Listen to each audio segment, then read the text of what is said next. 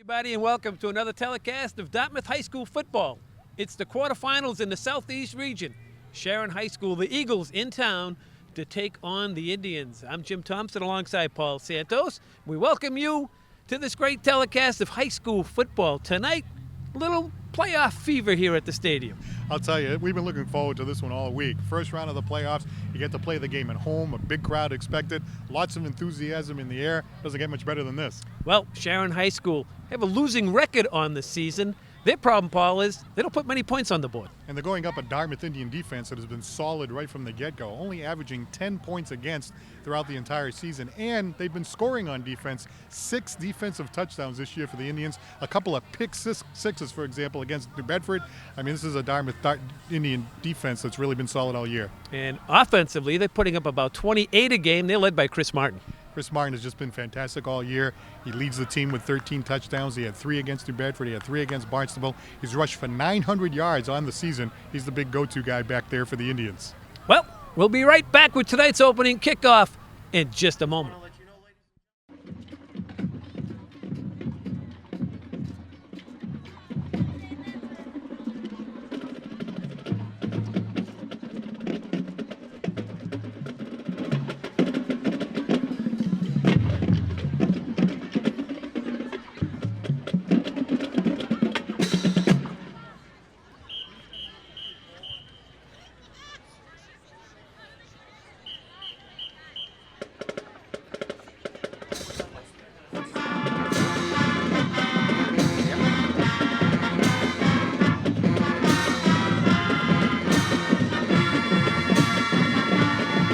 Performance under the direction of Bill Kingsland.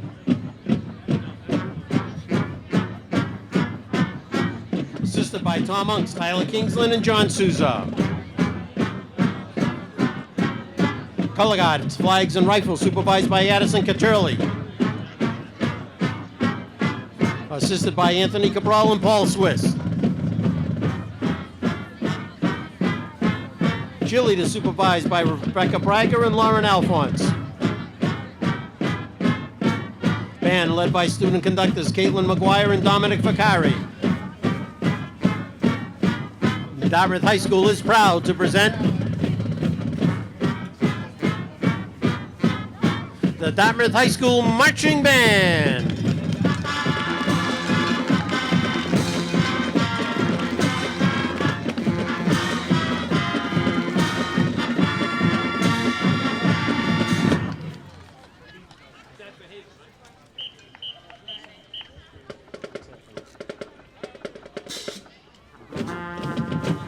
The band will perform the following music for pregame. Music from the movie Robin Hood, Fight, Our Boys Will Shine, and Glory to Dartmouth.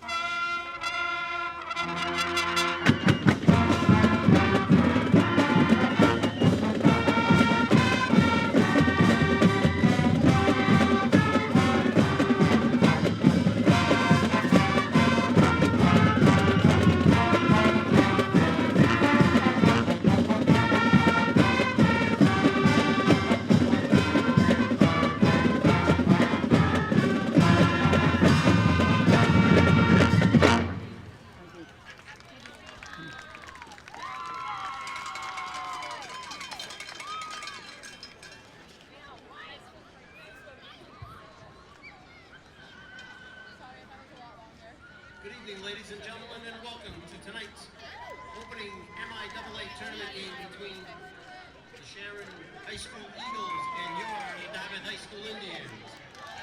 We remind you that one of the goals of interscholastic athletics is learning lifetime values outside the classroom. We hope you will enjoy the game and will support all the participants in a positive sportsmanlike manner.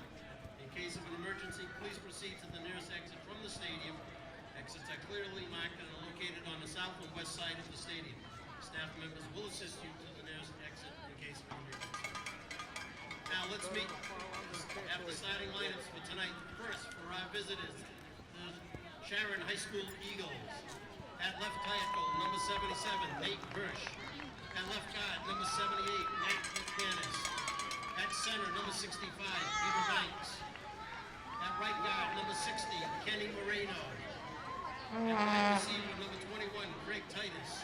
At wide receiver, number 2, Captain Tyler Smith. The other wide receiver, number 23, Captain Bryce Smith. The other wide receiver, Josh Gardner, number 9.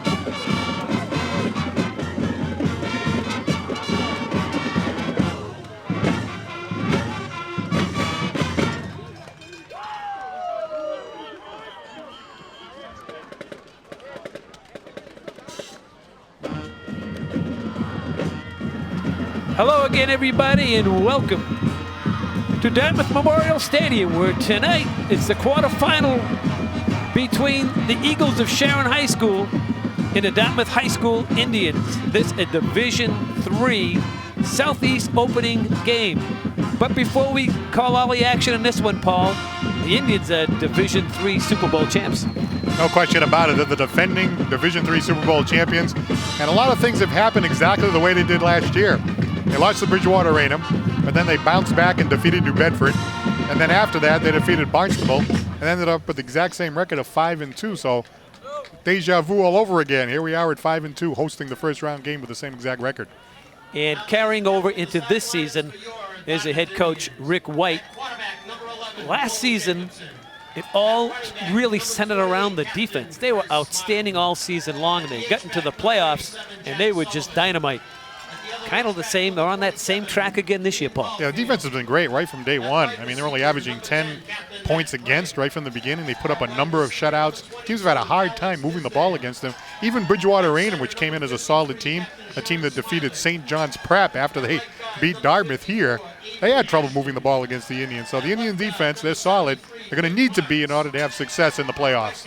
And they have some pretty good people on defense, starting with the quarterback. Yeah, Matt Craig, he's a clutch guy. How about some of the plays he made last year in the playoffs that enabled the Indians to get on that roll and win the Super Bowl? And of course this year, pick sixes. I mean, he gets his hands on the ball in the defense. He'll take it right back the other way for 6, no problem. And one of the best linebackers in local high school football wears uniform number 53. Yeah, Sean Smilak in on every other play, it seems like, back there in the defense, along with other inside linebackers of Foley and McCabe and Nate DeMello. Solid defense. Team's going to have a hard time moving the ball against the Indians, especially this Sharon team tonight. Yeah, Sharon, they'll come out. They're going to spread the field. But their problem, Paul, is they don't put many points on the board. They average just about 15 a game. They're 3-4 on the season. They like to spread you out, but they don't really throw the ball or catch it too well. And one of the interesting things before the game, I was walking the field, and one of the kids came up and said, "It's dark here." So I said to myself, well, you haven't been around these spots. We used to run the wishbone 100 years ago. Yeah. So that may play into the favor of the Indians because the field really isn't all that well lit. Well, you like to be home, right? So the Indians, this is their home field. They're used to playing here. They're used to the conditions. They have all the comforts of home, and yes, they are used to the lighting conditions. So if that gives them a little bit of an advantage, hey, we'll take it. Let's go on the other side of the football for the Indians. We've seen the maturity happen right in front of us with the Indian quarterback, Cole Jacobson. Cole Jacobson has just got better every single game, looks a lot more comfortable as the season has gone along. Take a look at that offense. Look at the people around him, Martin and, of course, Sullivan and Craig and Tisdale and Caulfield. So he's fit right in, and he's got more comfortable, he's got more poise, and he's run the ball very well for the Indians also. One of the things for the last several years, the Indians have had great team speed. You look on the outside, especially on that jet sweep, you got Alex Tisdale. He's a pretty good athlete. Oh, yeah, he really can take off. And that jet sweep, I mean, they've just used that for a long time. And, of course, they've used that this year against their opponents. Really successful against New Bedford. New Bedford had no answer for that jet sweep all night long. So you combine the speed of Tisdale, the running inside of Martin, the ability to put the ball up if they have to. They got the skill position players to do it. The Indians have a diversified, dynamic offense. And it all starts up front with that offensive line. I'll tell you, a lot of great players there. Nate DeMello. You have Sean Smilek, Aiden Ashton, Colin McCabe. And Luke Marks up front. So a talented offensive line. And actually, the opposing coaches have commented, hey, that Chris Martin, he's a great runner. But how about that offensive line? They've done the job for him all year. Yeah, that jet sweep has been a part of the kitchen utensil, you say, the salt and pepper. It's on the table. They run it every game. You really have to stop that in order to stop the Indians. Yeah, and that was the problem with New Bedford. New Bedford, of course, is a similar team to this one. They throw the ball a little bit more than they run it.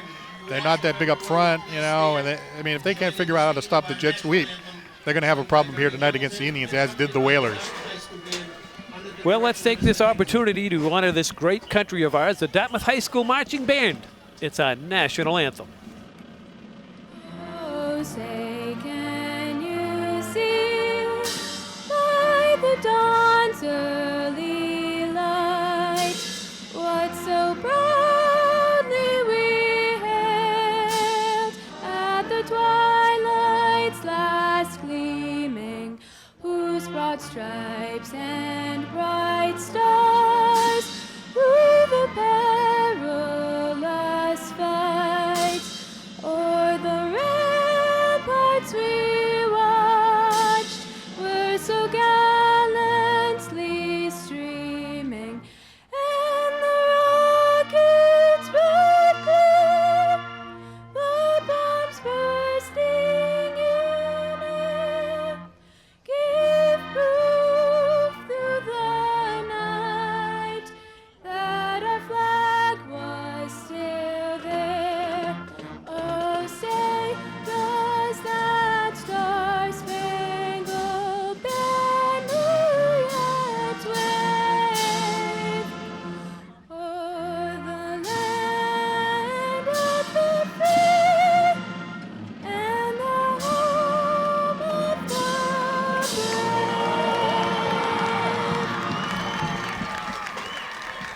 brave? Very well done by that award-winning Dartmouth High School Marching Band.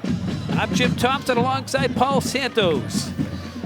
Quarterfinal Division III Southeast Regional game set to begin in just moments. The Indians with a record of 5-2, 1-1 in the Old Colony League. Bridgewater Raynham in that tough defeat for the Indians a couple of weeks ago is the Old Colony League champ. Sharon, on the other hand, 3-4 on the season. They play other Hockamock. So we're ready to go. It looks like the Indians will take the opening kickoff, Paul. I'll tell you, we alluded to that Bridgewater Raynham game. Yeah, that was a game the Indians should have won. Got a couple of bad calls, made a mistake on special teams when they were attempting the extra point. But, you know, when all is said and done, you look back at that game, that Bridgewater Raynham team amazingly went on to beat previously undefeated St. John's Prep, a Division I power. So what does that tell you about the Indians, right? That they almost and actually could have and should have defeated that Bridgewater Raynham team. I mean, this is a talented team. You have to walk away from that thinking, well, if we can come that close to beating BR, who went on to beat the powerhouse like that, then we should be able to do well here in the Division III playoffs. We'll see. We're set to get underway here. Kicking off is Josh Rotman for Sharon. Tisdale and Martin back deep to receive. And we are underway as the kick comes to the near side. That's Tisdale, bobbles it at his own 20 and gets knocked down there immediately. That's Xavier Hackett on the special teams.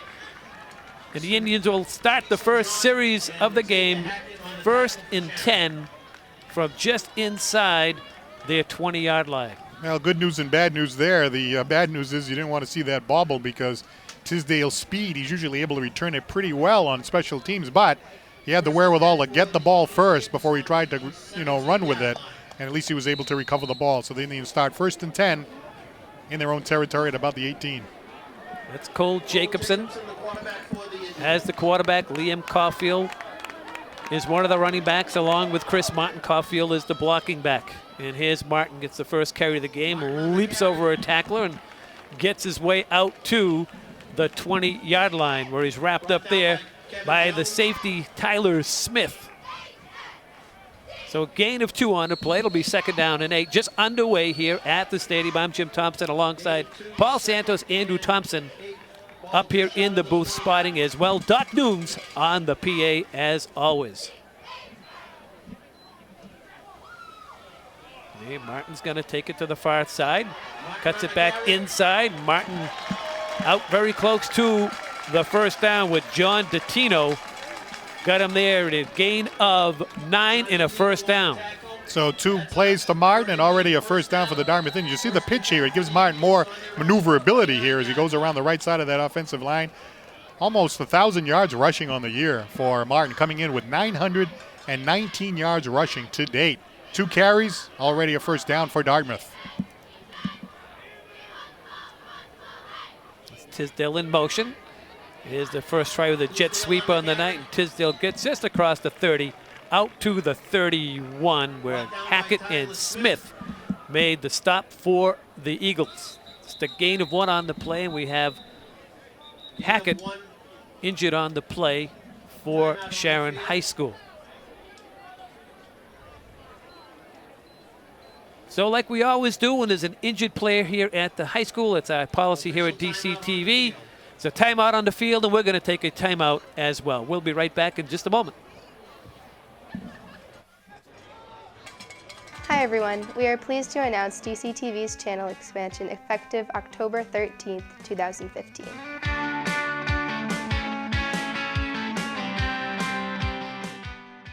All educational access programming can now be found on DCTV Channel 9.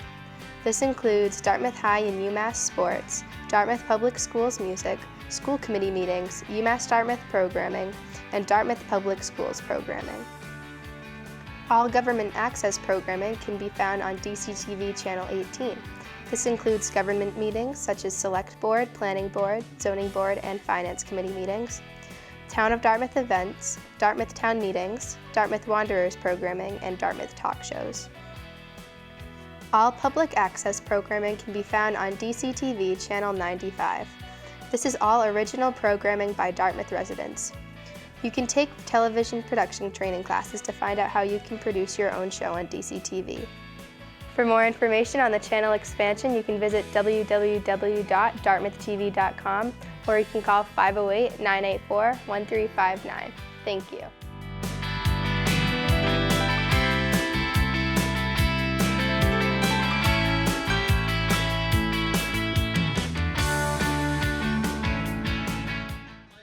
Welcome back, everybody. That's Xavier Hackett, the linebacker, being helped off by his teammates. We wish the very best for him.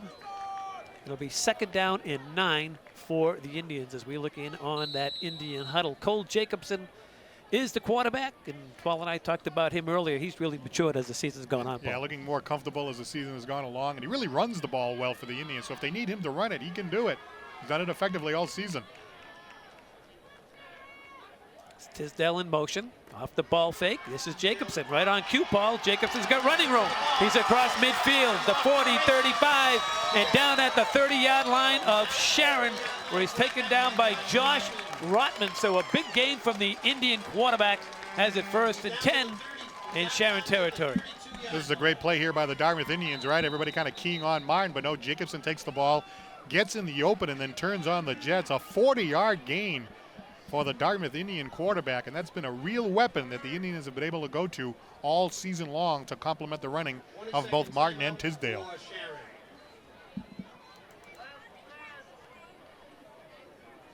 So Sharon takes a timeout. Indians really establishing that running game here in the early going. A couple of handoffs to Martin for the first down. Tisdale around the side, and then Jacobson carrying the ball that time for the 40-yard gain. The ball now deep into Sharon territory. Well, Jacobson brings him out.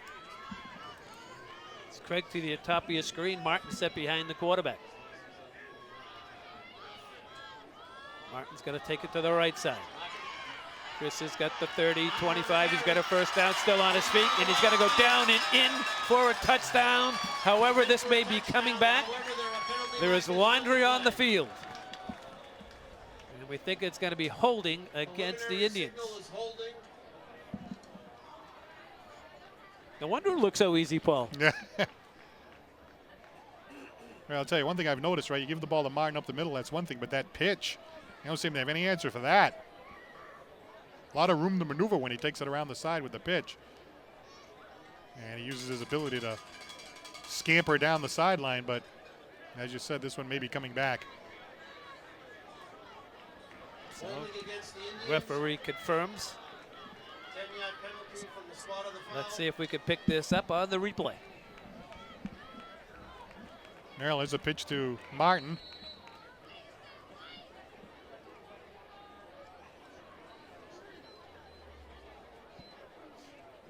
Yeah, right okay, there. right there in the top right of your screen. Looked like there was a grab onto the uniform and just held him there.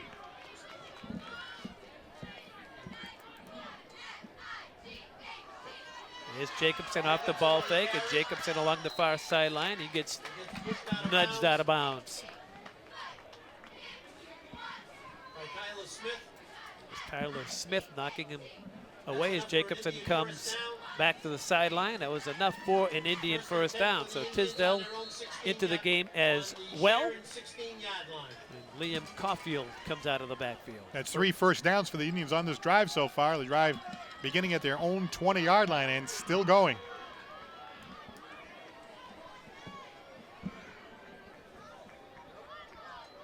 Here's Tisdale looking for room. Near side, gets grabbed at, spins his way down inside the 15, down to about the 11-yard line.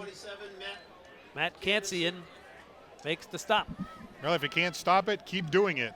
The Indians with a handoff here to Tisdale, using his speed to turn the corner around the side. You can see he got grabbed from behind by the shirt, but managed to stay on his feet, spin backwards, and fall forward for a gain of 4. Second down and 6.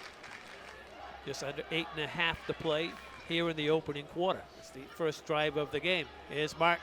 Martin's got running room. Martin hurdles a tackler, and Chris is down and in for the touchdown. From 12 yards out goes Chris Martin, the touchdown maker for the Indians. Paul, he's been on a roll the last several weeks, hasn't he? Unbelievable. 919 yards rushing coming into the game. 3 touchdowns last week. 3 touchdowns the week before against both Barnstable and New Bedford. 14th touchdown on the season for Martin. And you see right there, the ball was on the near hash mark. They went to the pitch. It's produced all kinds of extra room for the nifty running back, and he took every use of all the extra real estate to scamper his way through the traffic and into the end zone for the 12-yard touchdown run. Liam Caulfield now to attempt the point after touchdown. And his kick is up, and it's good. So with 8 minutes and 15 seconds left to go in the opening quarter, the Indians take their first possession from their own 18-yard line, drive the length of the field for the opening score of the night. So an 82-yard drive for the Dartmouth Indians. It took up 7 plays. There were 3 first downs along the way and a couple of memorable runs. A Martin 9-yard gain, a Jacobson 40-yard gain from their own 30-yard line to the enemy 30. Another Jacobson run, and of course Martin capping it off himself with a 12-yard touchdown run, his 14th touchdown of the season. And the Indians in business here, just taking a few minutes off the clock, just under 3 minutes and a 7-0 lead. Just what the doctor ordered, the way you'd want to start the game. Well, we talked about the Indians' athleticism. You got Tisdale on the jet sweep. You got Martin inside. You got Martin outside. It's a tough team to defend. And then you throw a little bit of quarterback in the middle, right? Jacobson running the ball a couple of times. Yeah, so you're the defense. You really got to be prepared for so much. And this defense really hasn't been the toughest defense the Indians have faced all season. The Indians have done a nice job up front, too, on the line. The down lineman doing the job. So the Indians starting off the game just the way you drew it up. And it comes down to Rotman. And Rotman gets up across the 20 and brings it out close to the 25-yard line, where he's wrapped up there by Tisdale. So we'll get a look at Sharon, their offense for the first time. Rob Behar is the quarterback. They like to spread you out and throw it all over the joint, Paul. So let's see, they trail 7-0. This Dartmouth defense, we've talked about it all season long. Yeah, these guys, Mark, Smilek, Foley, DeMello, Sullivan, McCabe. About Jack Sullivan, a few returns on fumble recoveries and ending up getting points for the Indians. Secondary, too, done a solid job. So they're going to start with a run, and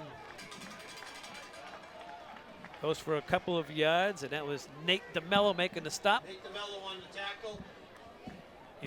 Jovan Elismar was the runner.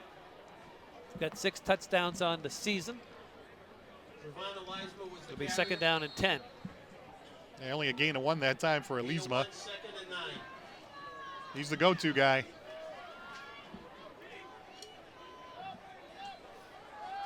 Beha looks near side, throws, has a man out here, falls incomplete.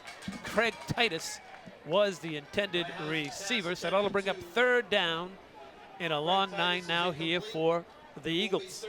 You know, Beha didn't really get a good grip on that one. He threw it a little bit low. It was kind of a wobbly pass. It wasn't a tight spiral, and Titus had to go down and try to pull that one in. Not successful.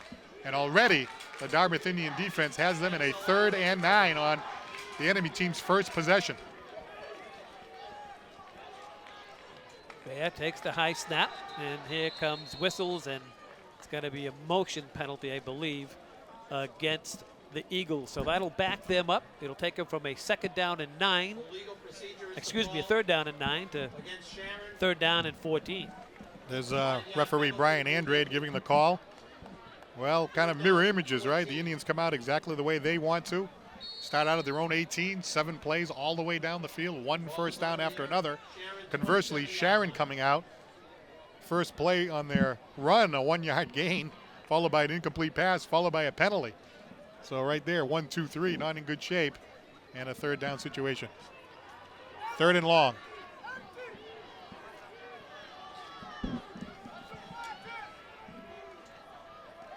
Beha gonna shoot it over the middle. It's gonna be picked off, and it's picked off by Sean Smilek. Smilek still on his feet at the 25, cuts it back inside of the 20, and finally run down from behind.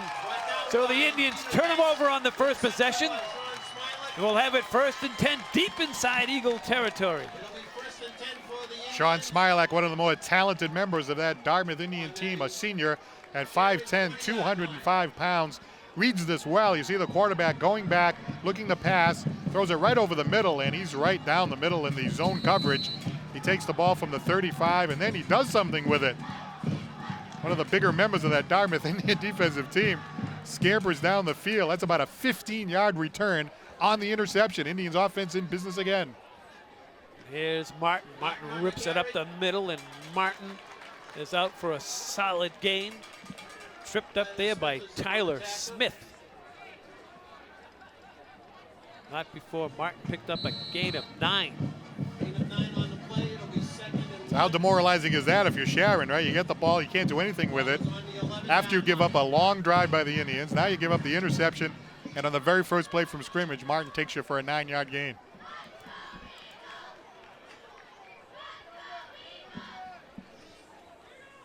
Here's a fake to Martin. Jacobson's got running room, and Cole's gonna waltz it in for the 2nd Indian touchdown of the opening quarter.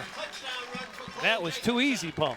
Cole Jacobson, the quarterback, the junior, has been running the ball effectively all season, but 3 really long runs tonight, including that 40-yarder in the middle of the field during the last drive. Well, this time, a little inside fake handoff action, and then an 11-yard gain.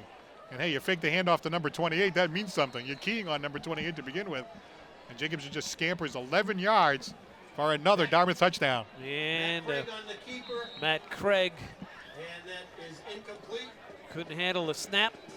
Point after touchdown failed. So with just under 7 to play, Dartmouth High School 13, the Eagles of Sharon nothing. And if you're the Eagles of Sharon, I guess you take that point after touchdown attempt as a positive, but 3 and out, and the Indians running at will. That's a real problem if you're the defensive staff of Sharon. I'll tell you, Coach White is looking down the sideline, and he must be saying, okay, this is about as good a start as you can come up with.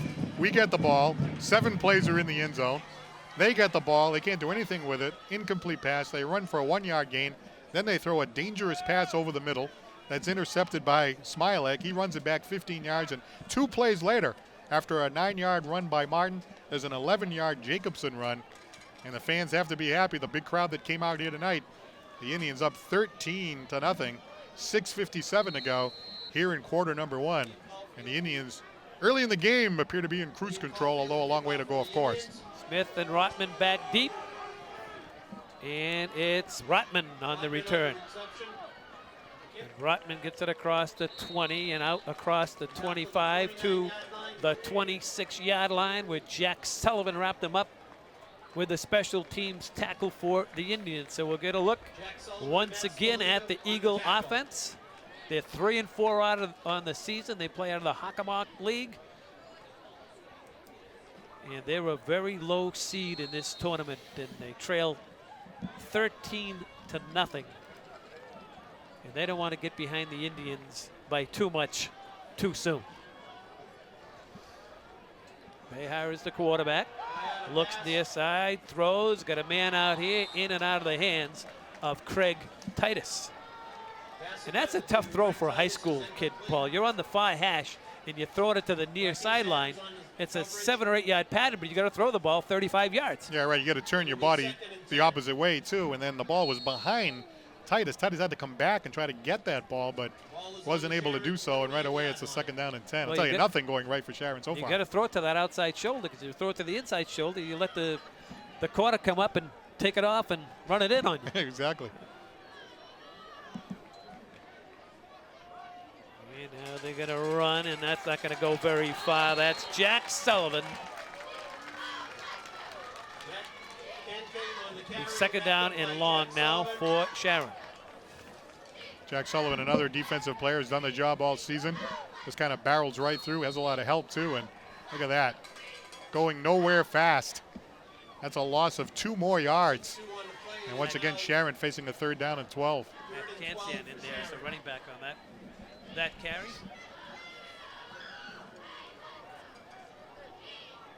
Beha now looking at 3rd and long. He's got time, throws over the middle, and that goes incomplete. Beha's pass intended to Josh Rotman is incomplete. Well, Rob Beha is certainly capable of throwing the ball. Rick White thought that Sharon looked a little bit like New Bedford in the way they usually come at you, throwing the ball a little bit, but so far they haven't been able to complete a pass. They've all been incomplete. Now that time, Beha had a chance to kind of go back in the pocket and get a little bit more mustard on the throw, but it wasn't accurate. Once again, Indians will be getting the ball back for the 3rd time on offense. Tisdale and Martin are the returners. Nearly blocked. And this is Martin, who's just going to let it go. Nice play by Chris. I think he lost it momentarily in the lights, but the Indians will take the good field position. Will have it 1st and 10, starting here at their own 40, and they're up 13-0 with just under 6 minutes to play in the opening quarter. I'm Jim Thompson alongside Paul Santos, Andrew Thompson doing the spotting tonight, and of course the great Doc Nunes on the PA. We look at Super Bowl champion Coach White. You know, he played in a Super Bowl way back in the past century. Yeah, they played in the old Foxborough Stadium. They did. In 1984, he was a star on that team. He was a wide receiver in the Wishbone offense. Of course, legendary coach Carlin Lynch Absolutely. coaching that team. There's Jacobson out to about the 43. Matt Kansian made the tackle. Gain of 3 for the Indian quarterback. Indians just coming at him with the run and really establishing that ground game as it did in the 2 previous possessions, which ended up with touchdowns. Craig to the near side, to the far side, Tisdale to the near side. The diamond look for the Indians, and this is Martin. Martin plows him forward. across the 45 and out to the 48-yard line. Defensive tackle John Dottino making the play for the Eagles of Sharon. It's going to give the Indians 3rd down and short. It was a lot of fun watching Chris Martin operate. At that time, he goes right in the middle. A lot of traffic, and he just kept moving his legs, just moving his legs. Ended up getting 2 more yards than it looked like he was going to. Ends up with about a 5-yard gain, setting up this 3rd and short.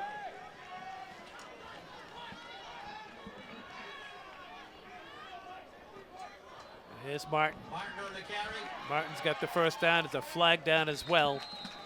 This may be coming back. This flag came up right at the snap of the football. Tyler Smith made the tackle. You see the flag down there at the 48-yard line.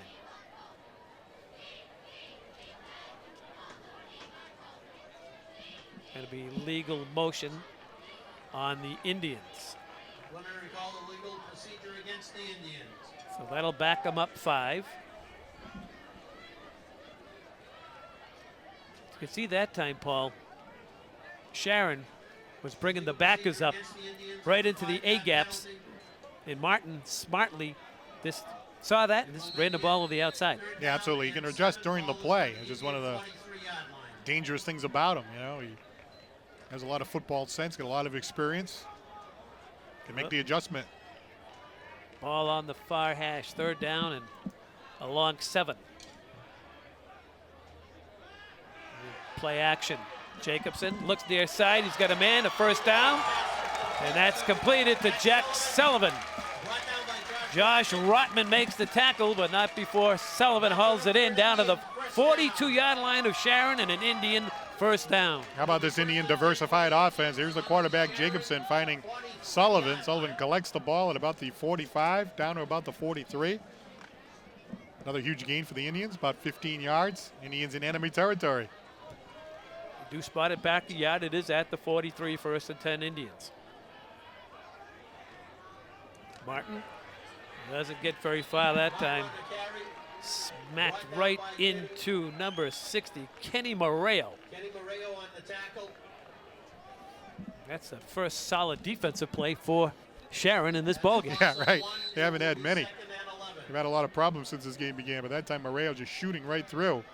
And he managed to get his hands on Martin and bring him down right away. It's a big play for them. They really need some big plays to kind of give themselves a lift, thinking that they want to be able to hang around and make this a game. Here's Martin, and Martin cracks down inside the 40, down to the 38-yard line. Defensive tackle John Dottino once again making the defensive play for the Eagles. We're under 3 minutes to go now here in the 1st quarter. The Indians looking at a 3rd down and 6 yards to go.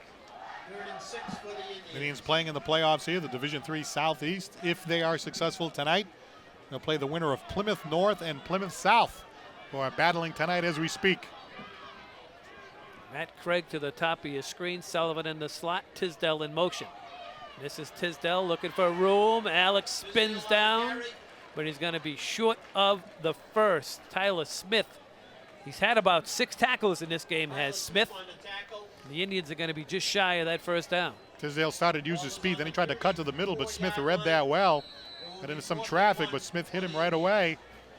And this is an opportunity now for the Sharon defense to try to hold the Indians. 4th down and a long one, about 1.5 yards for this Indian offense. They've been razor sharp here in the opening quarter.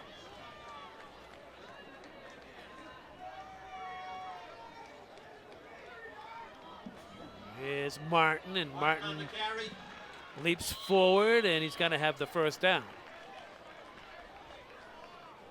Brought down by a host of Sharon Eagles. Kenny Moreo was the first guy to get a hold of him. Well, he only needed 1 yard, so why not go to the back that gives you all the big yardage when you need them on the inside. And he handed off to Chris Martin, and Chris Martin going behind his offensive line. Smilac, Ashton, Marks, McCabe, and DeMello. All they needed was 1. They pick up a couple. Again, another 1st down in their enemy territory. Jacobson's going to throw it out here to Tisdale. Tisdale looking for running room, cracks it inside the 30, down to the 26-yard line. The corner on that side, Josh Rotman, making the tackle for the Eagles. It's only a short gain for the Indians. It'll be second down and about 8 yards to go. You see more and more of that, especially in college football. It's like a long handoff ball. Yeah, right. You get the ball to the outside to Tisdale, and Tisdale tries to go, one-on-one on the outside, give him some room. And he's got the speed to be able to utilize that room. And he got a decent gain out of that. Yeah, it was actually a gain of About 4. a 5. It'll be second down and 6, yeah. About 4. Tisdale in motion. And here's Martin, and Martin gets down to the 25-yard line. Brought down by Peter Banks.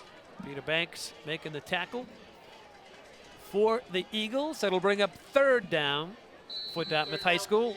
3 to go. Indians content with these kind of inside short gains right now. They're taking time off the clock, keeping the ball away from the Sharon offense. Sharon can't come back if you don't have the ball. And they contend. They're moving the ball. Even these third down situations, you kind of have the confidence that the Indians are still going to get the first down. 4 down territory. Sharon jamming the middle of the line of scrimmage, and Martin takes it to the outside. He's running for those sticks, and he's going to have the first down. Gain of 6 on the play for Martin, and an Indian first down. Smith makes the tackle for Sharon, and that'll do it. The clock ticks down to triple zeros here at the stadium, and there's your score at the end of one complete. The second-seeded Indians, 13, the number 7 seed Eagles of Sharon High School, nothing, just what we called at the beginning of the game. Powerful Indian offense and a tremendous Indian defense showing here in the first 11 minutes. Indians have had so much success when they've had the ball the 3 times that they've had the ball.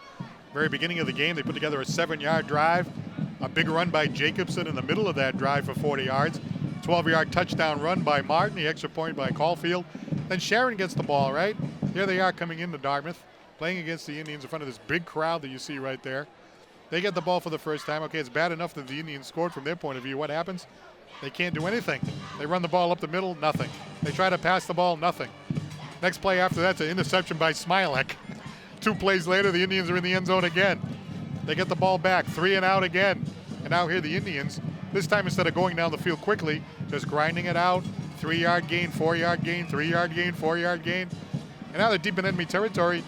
The way the Indians move the ball, they don't care that they go to 4th down. You got a 4th down and 1, so what, right? They can't stop it. So the Indians are in danger of going up by 3 touchdowns right here. And the more they come up and jam the line of scrimmage, right, the more it's going to open it up for a play-action pass. Right, right. And the Indians can do that too. And they did have the 1 pass so far to Sullivan, but they're capable of getting the ball out to Sullivan. Of course, number 10, and number 10, Craig, he's always a guy that you like to get the ball to. Craig and Sullivan at the top of your screen. That's Martin, the runner behind Jacobson. And here's Martin. Martin's got a big hole, and Martin gets into the second level, but as he did, a flag came flying in.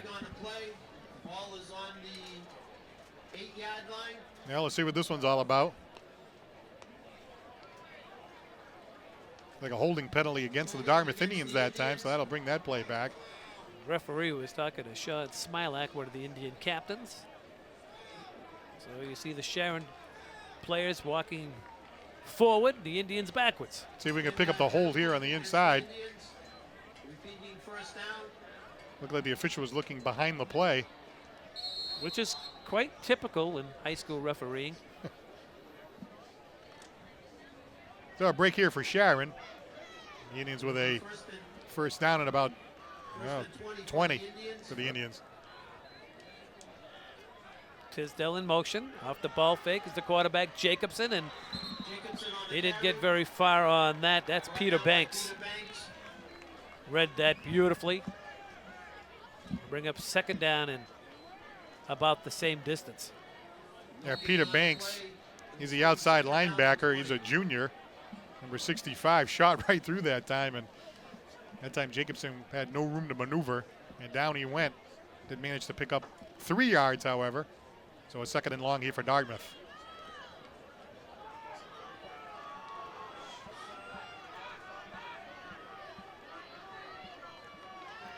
Ball fake to Martin. Jacobson looking, middle, caught, touchdown Indians, Liam Caulfield.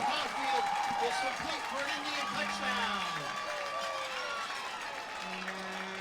So they beat you with the run, and now they try to beat you with the pass. They put up 19 unanswered. With 9:46 to go, they have a 19-point lead. Well, we talked about Jacobson all year, how he's matured at the quarterback position. A beautiful job executing the play-action fake. And look at this pass. Beautiful spiral over the middle. Great catch that time by the Indians receiver, Liam Caulfield. And he brings it into the end zone for yet another touchdown. The point after is up, and it's good. And with 9:46 to go, here's your score. It's Dartmouth High School, the number 2 seed, 20. Sharon, nothing. Let's take a look at it again. A 27-yard touchdown pass. And here's Jacobson with a play-action fake to Martin. And here's Caulfield reaching up. Got hit just a little, but not enough to slow him down. And then nothing but real estate as he carries the ball into the end zone for a touchdown. So Liam Caulfield, 6 foot, 185-pound junior, has given the Dartmouth Indians a 3-touchdown lead early in quarter number 2. The Indians in cruise control. What's the setup of this play? Number 27 is a tight end to the left. He's running down the middle of the field. The safety has a choice. Sullivan is wide open to the left. The safety doesn't react. He just kind of jogs over, and he throws it right in between them. But well-designed play. The safety didn't know what to do. He just stood there. Yeah, he got frozen. That left that opening. Well-designed play. The Indians go up by a score of 20-0. That delay was just enough to give Caulfield room to bring that ball in. This is Rotman from deep in his own territory.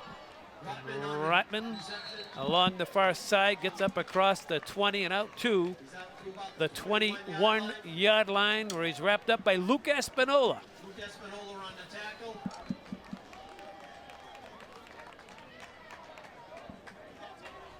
It's always great to see those plays drawn up in the coach's room, come out and work. Yeah, right, exactly. So beautifully executed. And the quarterback, I mean, just nice soft touch, putting that ball right on the numbers. And Caulfield, of course, doing a great job on the other end in the execution. And you talked about it before, right? All that running is starting to lean up a little bit. Perfect time to throw that pass over the middle. So Beha now is the quarterback. His team trails by a bunch. They run it here to the near side. And that's Elisma, the runner. Matty Craig, the tackler. Let's take a look at Elisma. He's got 6 touchdowns on the season for the Sharon Eagles. And, of course, Sharon coming in here, hoping to get him going. Hasn't happened so far, but that time, a lot of nice moves down to the inside. It's a gain of about 8 for the Sharon Eagles. That's one of the bigger deliveries on offense that they've had all year, this gain of 8. You know, everyone is a volunteer at the high school. Doc Noon's on the PA and the guys on the sidelines. The guy with the down marker is 2 yards off on where the first down should be, and the officials are calling for the mark. So we're going to see if that guy's sleeping across the way or the officials have it wrong by 2 yards. Yeah. And as always, the There we officials go. are always right. Like, do you have an official in your home? Do you have one? An official? Yes, you have someone who makes the official decision. An official You're married, right? It's supposed to be a joint call. Oh. Does your wife have a sister? When did that happen? I've never heard a man answer it that way. Oh, you said so. You're an attorney. You said Supposed to be a joint decision. Right. 1st and 10 Eagles. Elizabeth this time tries the right-hand side. Maybe a yard. Nate DeMello making the stop. That was actually Matt Cancian, the runner. He's in there now with number 27.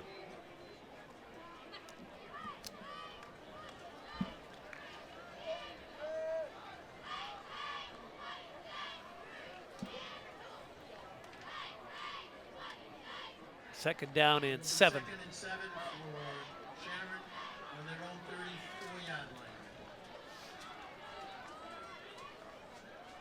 Twin receivers to the top of your screen on second down and long. They're going to throw it here to the near side, and it's in and out of the hands of Bryce Smith. Sharon likes to throw the ball. They like to have the spread offense, but their execution has not been good. It's been about 5 or 6 incomplete passes to their receivers all day long. They're not executing. That's really hurt them so far. And that was very catchable. So 3rd down and 7 for the Eagles. Clock is stopped here at the stadium with just over 8 to play in the half. I'm Jim Thompson alongside Paul Santos. Andy Thompson up here in the booth spotting this evening. Quarterfinal of the Southeast Sectional Division III state tournament. And the ball is nearly picked off as it was deflected at the line of scrimmage. That was Sean Smilak, an outstanding linebacker. With the deflection, it'll be 4th down for the Eagles. This time the quarterback looking to pass it out. That's Beha, but then Smilak got his arm up in the passing lane. He read what he was trying to do to get that ball to the outside, but got his arm in the passing lane, deflected it, knocked it down. And it's a 4th down situation here now for Sharon. Forced the punt. 20-second timeout for Sharon. They'll take a timeout. Tell you, what if you do if you're Sharon, right? You come in here and there isn't one thing that's going right. Well, you know, you scout Dartmouth, they don't throw the ball that often, and they got just tremendous speed. And they have a quarterback who really doesn't make mistakes, which is surprising to me because it's his first year at the quarterback spot, and he's very poised for a kid that's only played 7 or 8 games. And I think that's really the key to this offense. He's picked it up, and he does a nice job directing it. There's a very high punt. And the Indians are going to back up. That's Tisdale now from his 30. And he might have called for a fair catch. I think he did. That's illegal. You can't do that. And here comes the flag. Yeah, it's too bad because when that ball bounced, he managed to pick it up. It kind of landed right in his chest after it took that Sharon bounce. It was spinning forward, and then obviously he took off. He had 10 yards in front of him. Well, Tisdale's a very, very heady kid. Anybody that's ever been to a game at Dartmouth High School, this is like playing in your backyard when you were a kid back in the 70s or 80s. You had 2 spotlights, and you could see like in the middle of your yard, but you couldn't see at the end of your yard. Yeah. That punt was so high that I'm sitting high, and I lost it. So I can imagine Alex just lost that ball into the darkness and just let it bounce. Well, the kid was saying, right? The kid from Sharon told you before the game, it's dark in here. It's Yeah, not the that- kid. Yeah, he didn't like the lighting conditions. No, he thought it was a blackout. He said, "We're going to get the electricity back on." There's Jacobson. Jacobson, the quarterback. He runs it here to the near side. Cole's got the 30, 35, still on his feet at the 40. And Jacobson out of bounds here on the near side, stepped out around the 49-yard line. Knocked out of bounds by Kesson John. And Kesson John. Yeah, here we go. Another gain here by the quarterback, a 24-yard gain for Jacobson as he takes it around the side, breaks a tackle at the 40, and ends up running it for another 7 yards after the hit. Carlos Grulin took a shot. He'll see that in the film room. The safety, when a quarterback knocks you over like that, you get a few chuckles in the film room. Tomorrow, I'm sure. Here's Martin. Martin looking for running room. Chris still on his feet, breaks a tackle.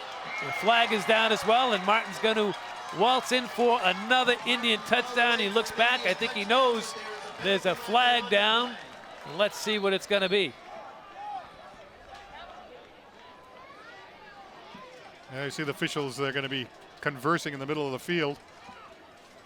Flag is down at the 35-yard line, right where the referees are huddling. Brian Andrade conversing with his group of officials down there. There's Brian Andrade. Now he's talking to the Sharon staff. Now, would you like to take the touchdown off the board or me to mark off the penalty? Ball is a chop block against Chop the block Indians. against Dartmouth High School. So, Chris Martin touchdown comes off the board. It's a 10-yard penalty from the spot of See if we the can foul. find it, but here's the pitch again. We talked about this before, Jim. When the Play first down, pitch it'll be goes to first- Martin, First and 5. he has more room. And right in the middle of the screen, it looked like that might have been it back there, right at about 5 yards beyond the line of scrimmage. But yeah, the pitch to Martin, he just uses the extra real estate. And has been gaining huge gains when he's taking the pitch rather than the inside handoff. Tisdale Tisdale on the carry. cuts it back inside, hurdles over a tackler, and gets it down to about the 42-yard line of Sharon, where he is knocked off his feet by Kevin Jones and Peter Banks. Banks had a pretty good game so far. Yeah, he's been in a lot of tackles, but that's how the Indians have been using every asset that they have in the toolbox. You mentioned it before, the quarterback running. Chris Martin, of course, we mentioned a bunch of times. Tisdale really utilizing his speed. It was a gain of sweep. Gain of 8.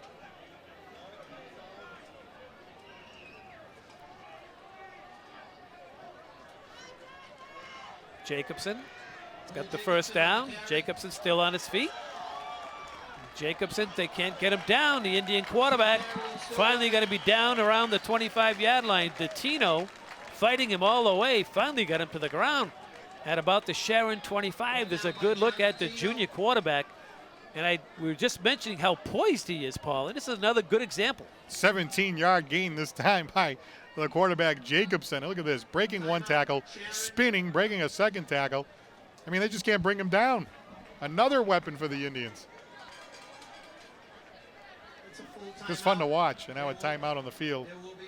Get a look at Coach Martin and the assistant coaching staff. And, hey, they got to be happy with what's happening here today. There isn't anything that's going wrong for Dartmouth. Everything going wrong for Sharon. It's Coach Ricky White. To his left is Sam Madden. Coach Martin to the left in the dark jacket. He's been involved, like Coach White, in this Indian football program for a number of years. And Coach Martin is an outstanding defensive coordinator. He's puts the work in. And it shows with his team, his defensive team, year in and year out. So just looking back at my notes here, Jacobson, he ran for 40 yards at one point. He ran another 11 yards. Ran this time here 17 yards. I mean, he's running all over the place along with Martin. 1st and 10 Indians. We're in the red zone again with a 20-point lead. Martin. Chris. Finally taken down by Kevin Jones. And Kevin Jones on the tackle. if it's not Martin, it's Tisdale. If it's not Tisdale, it's Jacobson. One after the other. So many different weapons, of course. Jacobson, and now this time Martin. Martin doing what he does best, finding the hole, exploiting the defense. Picking up 8 yards, and the Indians deep in enemy territory, threatening to get on the board for the 4th time today. 2nd and 2.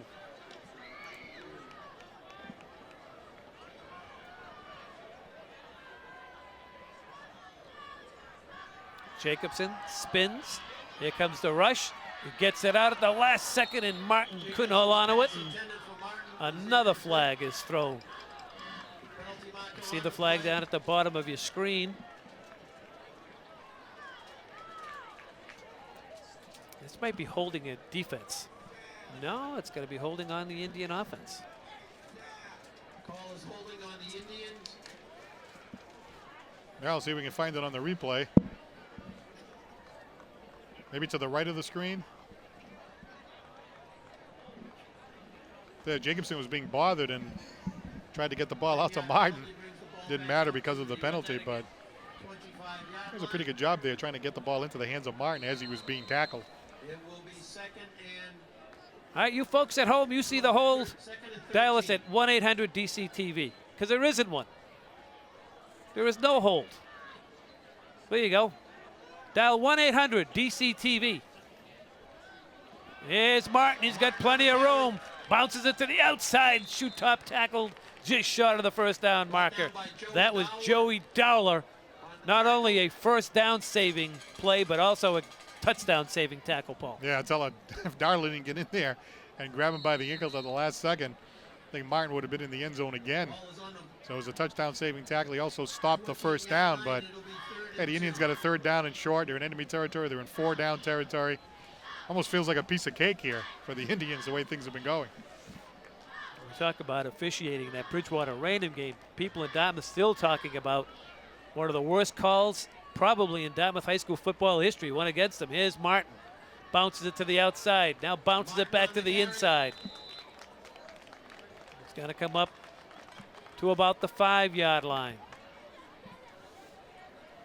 Brought down on There, I'll take a look at Martin again. First and goal for the Indians. 4 different times this season he scored 3 touchdowns in a game. And the way things are going tonight, he might have another opportunity this evening. Of course, getting the W, the most important, but him, Jacobson, Tisdale, the passing game, touchdown pass to Caulfield, using all of their assets tonight. And maybe the best athlete on the team's number 10, Matty Craig, and he hasn't touched the ball once tonight. Right. Here's a guy that's touched it an awful lot, and you can see why. He just waltzes his way in for the 4th Indian touchdown of the game. Here's a good look at Chris Martin. Not very big, but he's one tough kid. Now let's take a look at Chris Martin again. One of the co-captains, 5'7", 165-pound senior, into the end zone again for another touchdown.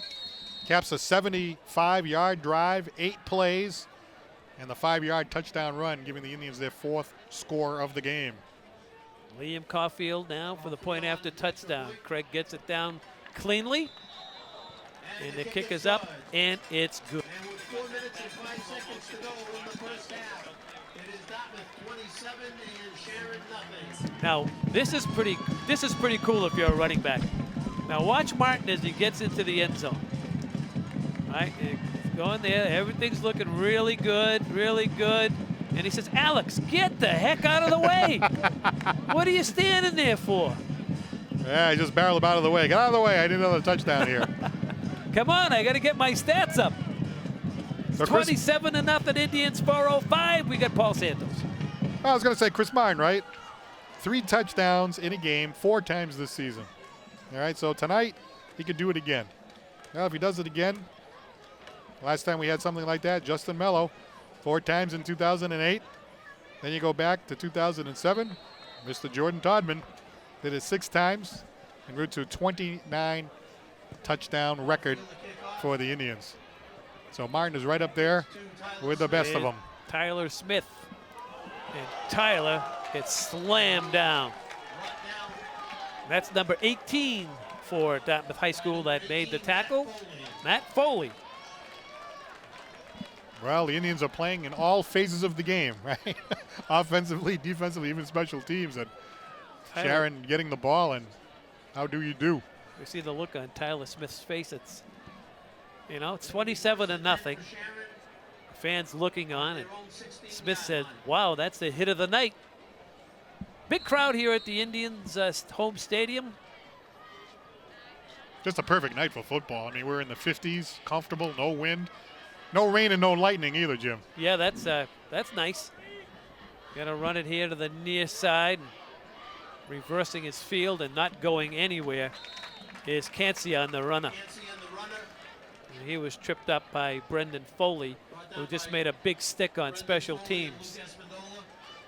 There goes Cancia into the sidelines. He's one of the co-captains. He's a running back, and he's a senior on this team and did not look too happy as he went to the sideline. He tried to make something out of nothing. He kind of ad-libbed it, turned back the other way, and tried to turn it into a gain, but nothing doing. Didn't even get back to the line of scrimmage. Actually lost a yard. Lisma back in there at the running back spot. Beha looks near side all the way, pitches it out here, and it's caught. The ball is loose. The Indians have recovered it. They called it a reception, I believe, and Matt Craig picked it up. The hit was by Craig, excuse me, and DeMello picked it up. Now, one of the problems here, look at the pass here by Bea. It's kind of a lofting pass, and by the time it came down, Craig was able to time that out, and the ball just came flying loose. So the second turnover. Pass was just too soft, too much of a looping blooper. And not only that, he just looked the whole time at the receiver here to the near side. Could read it.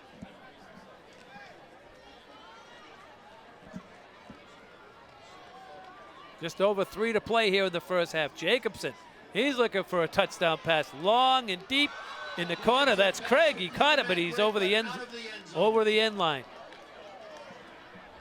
And that's Johnny Foster down there, sitting in his lawn chair, who almost got run over. And John Foster is one of the outstanding Dartmouth High School fans. Comes to every game and I was too close for comfort for John. Those are the VIP seats down there. Absolutely. He's got a lifetime pass. So look at John says.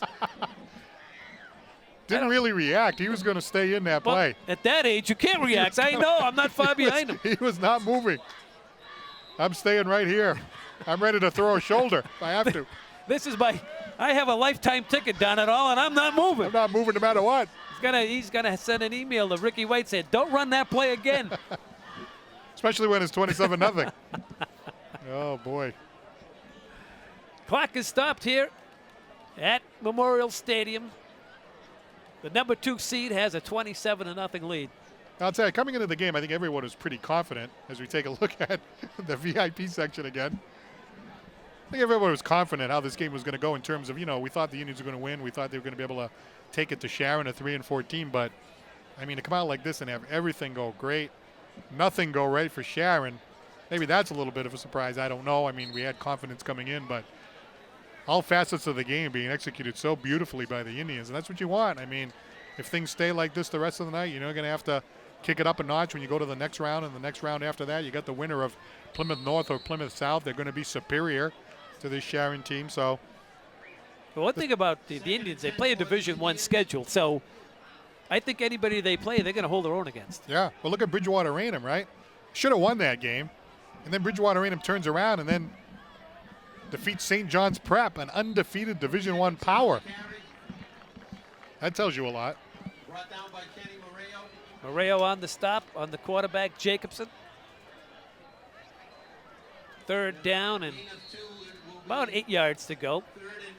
So we got a couple of touchdowns from Martin. We have a touchdown for Jacobson, and then we have the pass play from Jacobson to Caulfield. So a little bit of everything, a little bit of Tisdale thrown in. Nice hit by Craig, forcing the fumble. We have an interception by Smilak. We have some good special teams play. A little bit of everything for the Indians tonight. Jacobson. Here comes the rush. He throws over the middle. He's got a man. And that's Sullivan. Jack Sullivan in for the touchdown. From 16 yards out, Jacobson to Jack Sullivan. And the fans like that one. 33-0 we look on. 2 touchdown passes on the night for junior quarterback. And here's the pass over the middle, and how about that? Beautifully executed by Jacobson. Sullivan makes the catch. Looks like he's going to get tripped up. Nothing doing. Goes into the end zone for yet another touchdown. Cole Jacobson, 2 touchdown passes on the night. 1 to Caulfield and another to Sullivan. Caulfield, operation looks good. Caulfield drills it. And it's good. So it was just over 2 to go. I don't think anyone predicted the Indians would have a 34-point lead. Yeah, absolutely. I mean, we were talking about it before. I mean, we thought the Indians were going to win the game. Everything was pointing in that direction. You got the home game. You got the home crowd, the comforts of home, the higher seed. 5-2 team playing that Division I schedule, the huge crowd and the band, everybody out here tonight. So we expected the Indians to win, but to come out here and get a 34-0 lead without even 2 quarters expiring. The Indians firing on all cylinders for sure. Even the DHS cheerleaders fired up for their team. The number 2 seed. Looks like they'll be hosting another home game next Friday night. That's right. It's easy to remember. It's a Plymouth team. Someone from Plymouth is it's either coming. Plymouth North or Plymouth South. So we can say right now they're playing Plymouth. Yes, absolutely. Right. Either way. Yep. Plymouth North, Plymouth South. And they got good teams. The Plymouth teams are good teams. They're the 3 and 6 seeds. Plymouth North is the 3 seed. Plymouth South is the 6 seed. Caulfield kicks it deep to Smith. Smith took a shot the last time he tried to return, and this time he just dances his way for a few yards. We have Matt Foley once again, who put the lick on him the last time on the return. Gets him for a second time. 1:58 to go in the opening half. I'm Jim Thompson. He's Paul Santos. Andrew Thompson up here spotting. And the great Doc Nooms on the public address. And he's had a lot to inform the fans about tonight. Oh, He's the most knowledgeable person I've ever met.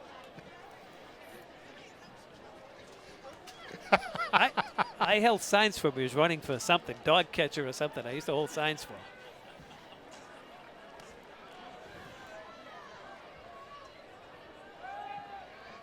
And they throw it out here. That falls incomplete. Joey Darla was the intended receiver. And you look on at the Sharon bench.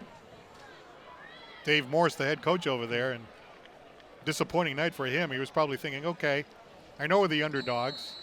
I know we're going to be playing the number 2 seed, a team that plays Division I opponents all year.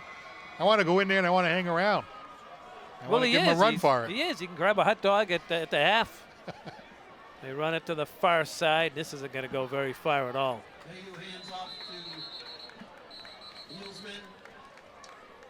It's Elizabeth, the ball carrier. Coming in, we knew Sharon wasn't very good on the offensive side of the football. Right, especially running the ball. We knew that they weren't going to be able to run the ball against this Dartmouth Indian defense. So we're thinking, okay, maybe they'll throw it around a little bit. Well, they've tried to do that, but the problem is most of the passes have fallen incomplete. The execution hasn't been there. 3rd and 11 for the Eagles. Rick White not calling any timeouts to get the possession back with a 34-point lead.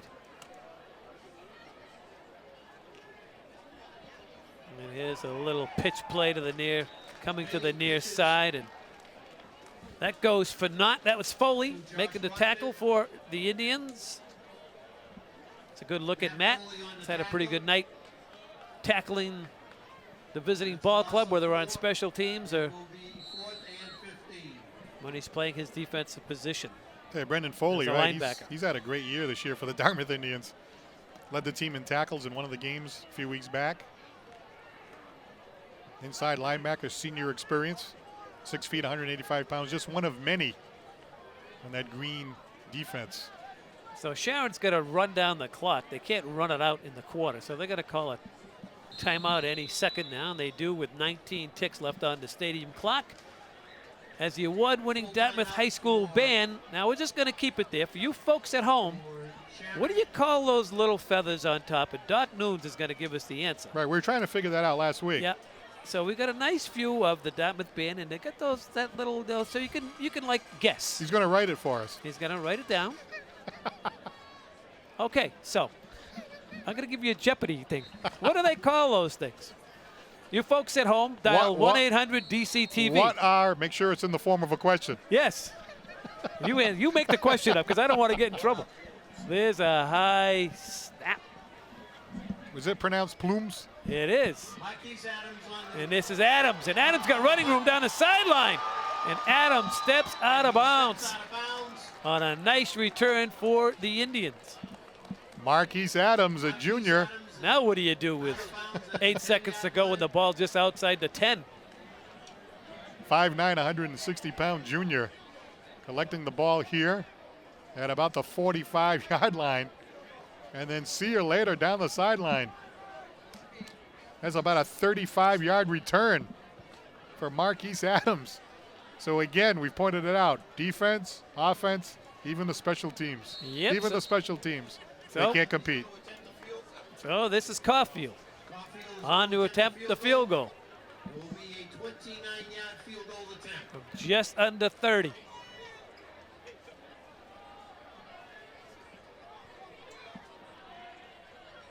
Operation is good. And Caulfield kicks that down, the friendly pizza, right through the uprights. And I think that ball's still going. Well, you know, Sequeira was kicking the ball for the Indians earlier in the season. He was injured. And they brought in Liam Caulfield. Now, the first kicker, he was a soccer player. Caulfield was a golfer. They both come in and they can kick the kick. I mean, that kick just went. Well, wait a minute. I play golf. How come I can't do that? I mean, that ball had 20 more yards after it. That would have been good from 40 yards out. All right, but for the folks at home that are dialing 1-800-DC-TV, the answer to the feathers on top of the band's hats is called? Plumes. What is it? Is it plumes? Plumes. All right, so I want everyone to Google it. We'll be back here in the second half. We'll talk more about this award-winning Dartmouth High School band. In no way are we making fun of anyone. Paul and we're involved in athletics. We don't know much about that, but our man Doc Nunes is very involved with the band. And Well, we can learn. we can learn, and Yes. we are learning. And if you watch them here at the halftime, there's not a better band in the country than your Dartmouth High School marching band, and they're going to be right in your living room in 30 seconds. We'll be right back, everybody. Hi, I'm Amy Kazera. The DHS Marching Band and Color Guard have competed in the U.S. bands and NESPA circuits with many successful victories in their division for over a decade. As a member of the band myself, our restless schedule may be time-consuming, but it never fails to strengthen our playing and result in a better season overall. Stay tuned to see the marching band perform this year's show, Into the Hive.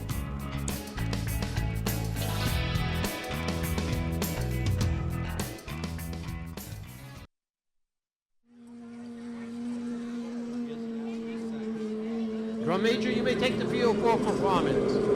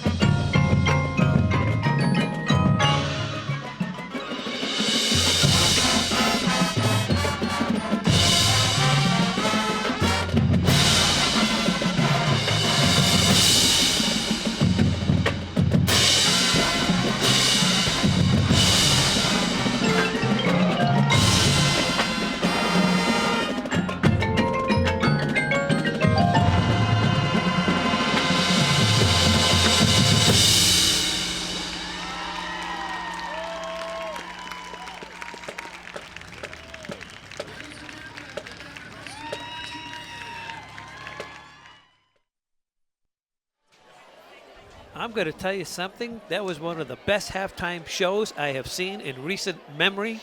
Outstanding performance once again by the Dartmouth High School award-winning marching band. And if you folks at home weren't at the edge of your seats, these kids are 15, 16, and 17 years old. They're like a college band, Paul. They are spectacular. All right, no question about it. They have a great history here at Dartmouth of putting championships up on the board. This is a phenomenal group, and they're carrying on the tradition here tonight. And speaking of championships, Dartmouth High School, the defending Division III Super Bowl champ. This the quarterfinal game. They're protecting their championship pretty well here. It's 37-0 at the half, Paul. Hey, how about that? 5 touchdowns in the first half of the Dartmouth Indians. 3 of them on the ground. 17-yard touchdown run by quarterback Cole Jacobson. Touchdown runs of 12 yards and 8 yards by Chris Martin. No surprise there. And 2 touchdown passes. Jacobson to Caulfield, 27-yard touchdown pass. And Cole Jacobson hitting Jack Sullivan for 16 yards. And then you top it off with a 29-yard Liam Caulfield field goal that probably would have been good from about 45 yards because the ball landed way out there. Friendly pizza. Yeah, just returning the ball a long now. One. So a 37-0 lead, and the Indians in complete control right from the opening get-go. Well, if they go on to win this game, which most certainly they will with a 37-point lead, they'll be playing someone from Plymouth, we understand, Paul. That's right. Plymouth North and South playing tonight. Plymouth North is the number 3 seed, taking on Plymouth South, the number 6 seed. And Indians, of course, because of the number 2 seed, they'll be able to host again here at the stadium. It's nice to be able to play a home game in the playoffs. And they'll have another opportunity to do that next week right here.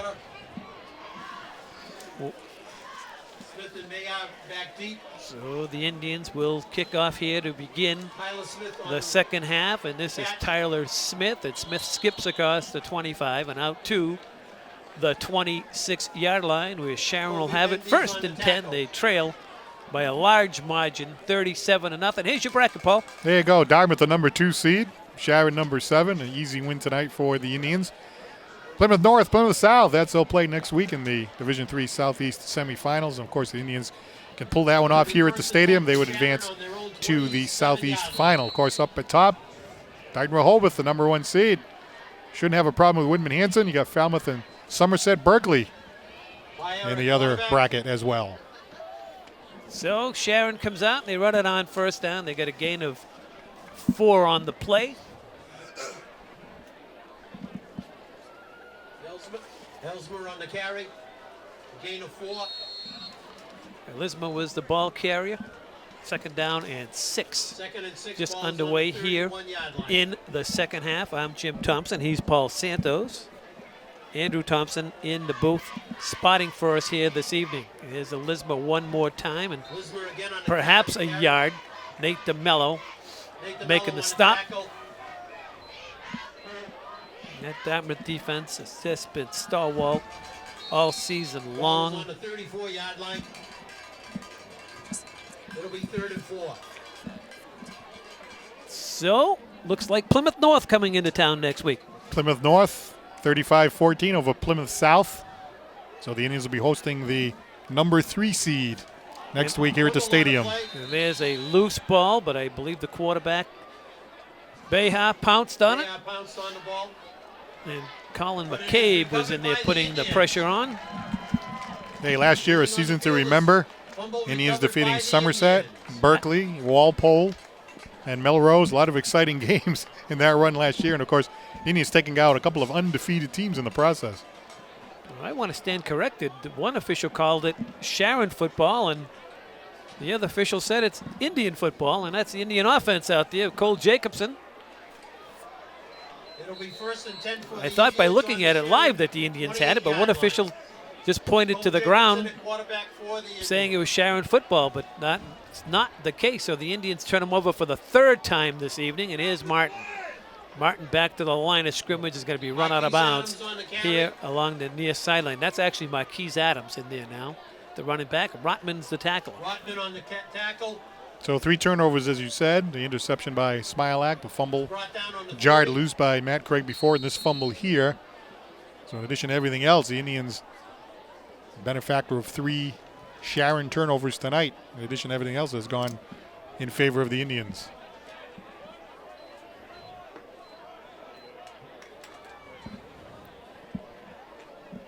And this is Jacobson, and Jacobson avoids one tackler. Jacobson's got the 20. He's going to step out of bounds along the near side at the 15-yard line.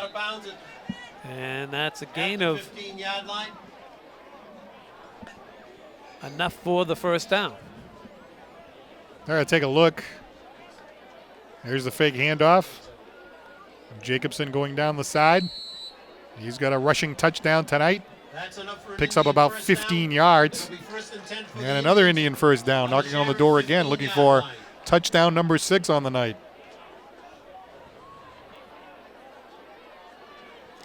Tisdale in motion.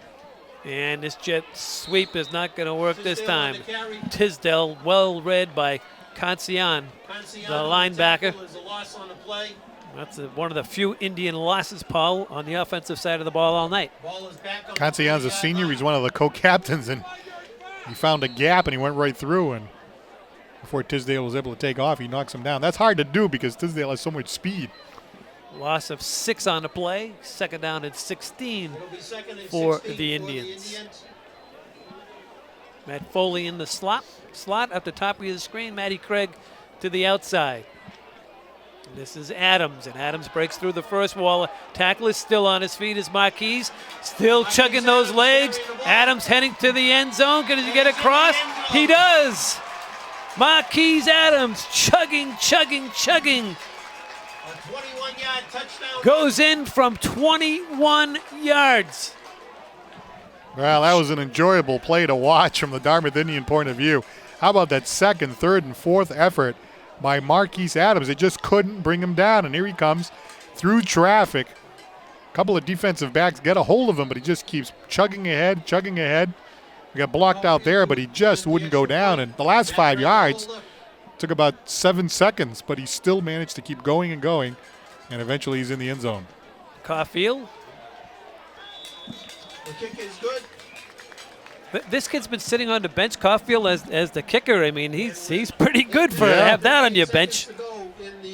Taking a look at Marquise Adams. He's a junior, 5'9", 160 pounds, and he just could not be stopped. Now here's the defensive backs. There's 2 guys on him right there. They got the shirt. They got him around the waist, and he just kept on going. Yeah. At that point, 37-0. You don't feel like tackling anyway. You just want to get on the bus and get out of Dodge. They now trail 44-0. That's Sam Madden giving his final thoughts to his special team players. It was interesting, they had Sequeira before he got hurt. He was a soccer player. Comes out for the team. The kicker that they had last year didn't come out for the team, so they're using him. He gets hurt. Bring Caulfield in. He was a golfer. He comes in. He can kick. So how about that? We've got a lot of depth here around the athletic programs of Dartmouth High School. This kid Caulfield, he can kick. Yeah, I mean, the kicks are solid. And Sequeira kicked well, too. Very successful on the extra points and the ability to kick a field goal. That could be big in the playoffs as we go deeper. Games can be won with those field goals, of course. End over end to Rotman. And the Indian special teams have been solid all night long. He returned it for a gain of about 4. Brought down by Colby Mendes and Matt Foley. And Foley once again. And Foley's been outstanding all night long, hasn't he, Paul? Yeah, absolutely. He's just one of many. But Brendan Foley, he's an inside linebacker, 6 feet, 185 pounds. He's a senior. So he's playing his final year here in front of this big Dartmouth crowd. And he's been in there on many, many tackles. Speaking of the crowd, is a good look at the Indians on their home sideline. A lot of seconds in there now for Dartmouth with a 44-point lead. Beha, he's going to launch it deep out here. He's got a man wide open. And just out of the hands and out of the reach of Josh Rotman, who had this Indian secondary beat by 15 yards. Yeah, Rodman just on a fly pad and goes straight down the field, and the Indians really not expecting that. Sharon Eagles figuring, why not? Let's just drop back and toss one deep down the middle. Element of surprise, nothing to lose, one-sided game. And there's Rob Beha, one of the better passes he's thrown all night, because some of the others have not been that crisp. Sharon. But Rodman not able to get it, and it's just a long, incomplete pass. 2nd down and 10. And the ball is loose along the far sideline, but the player was down. That's Jovan Elisma, the running back. Elisma on The the stick carry. by Liam Caulfield. So the last time you were sitting here, Jim, we had rain, we had lightning. We had a game postponed till the next day for the first time in your 18-year career of calling Dartmouth High School games. That's a pretty good run right there without a game canceled for lightning. Well, I think Jim McGonigal and Peter Chase will say, for me to do anything 18 years without being thrown out of a booth or out of a restaurant is probably a record in itself. So it was Mother Nature that finally got me out of the booth. As this 3rd down carry, Sharon's going to be well short of the 1st down. Yeah, that was Yeah, it was a little crazy that night. it was crazy because we did the pregame and it was bright and sunny, and we looked off to the western sky and we said, uh-oh. And we looked at the weather on our phones and we went, uh-oh again. Yeah. And by the pregame, when the teams came out on the field, it was just a monsoon, and it continued, and then the thunder and lightning and whatever. And this 4th down, they're going to run it. And they're going to get the 1st down and more. That's Elisma, the runner, and he's down inside Indian territory, down to about the Indian 40-yard line, where he's finally chased out by Caulfield. So they go for it on 4th. Why not? They trail 44-0. That's a 39-yard run right that time by the running back for the Sharon Eagles. And here he comes, Jovan Elisma, team leading 6 touchdowns on the season, and exhibiting a lot of speed that time. He found that seam down the sideline and managed to put together a nice gain there of about 39 yards. They mark it at the Indian 44.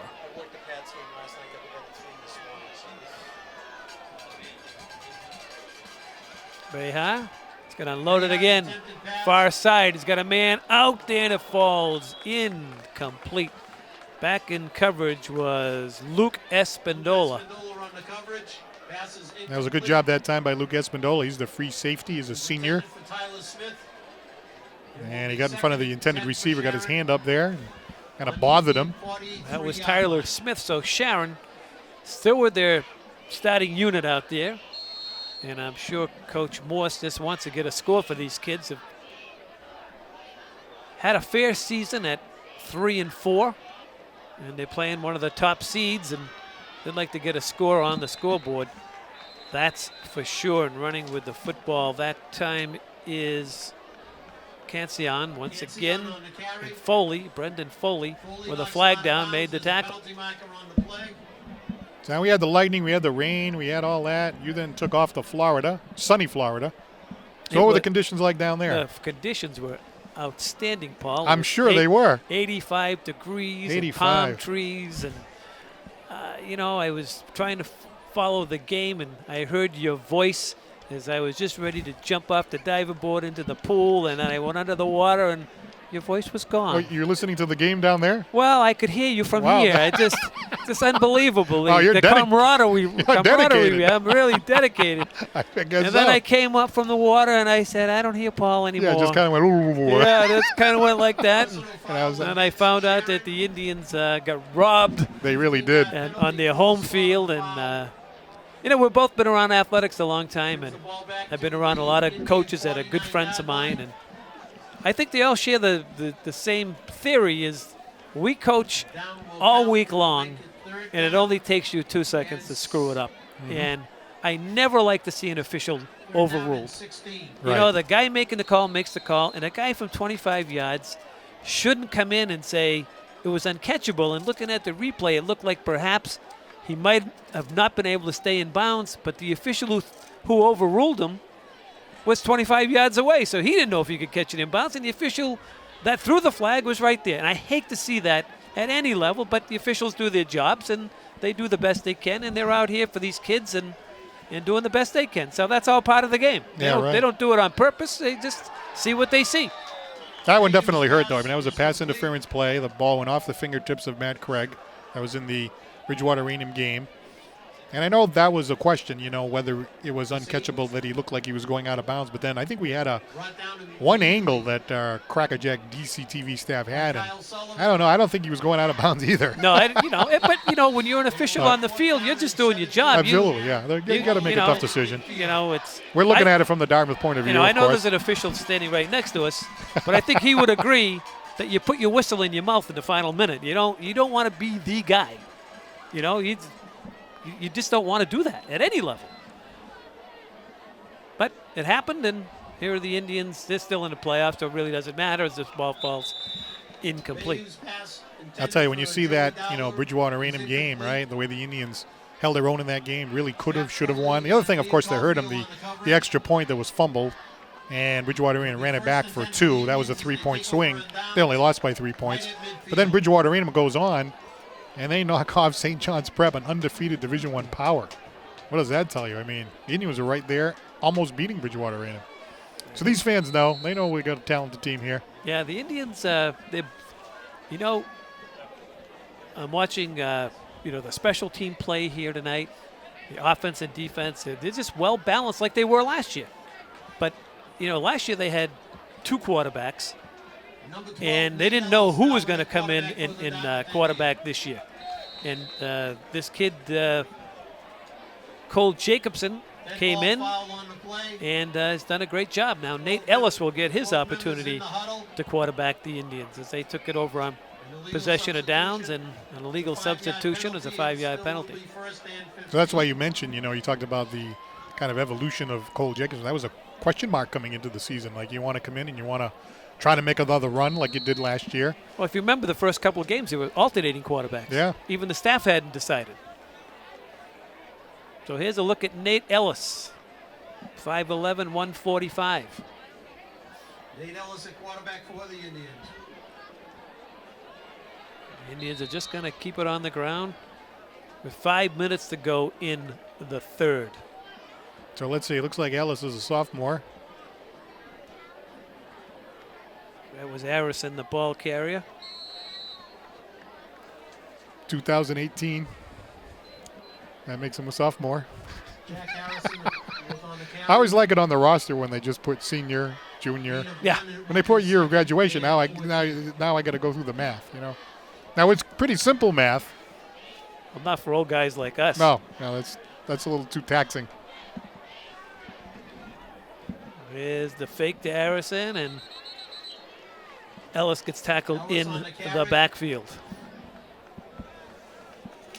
So the clock's running now with just over 4 minutes and 10 seconds to go, and Indians have a big lead, and a lot of the JV kids in there, and I think it's great for them, Paul, to play under the lights in front of a big crowd. They're in a playoff game, and they get to be our age. They can say, hey, I played in a high school playoff game. I get the opportunity to get on the field.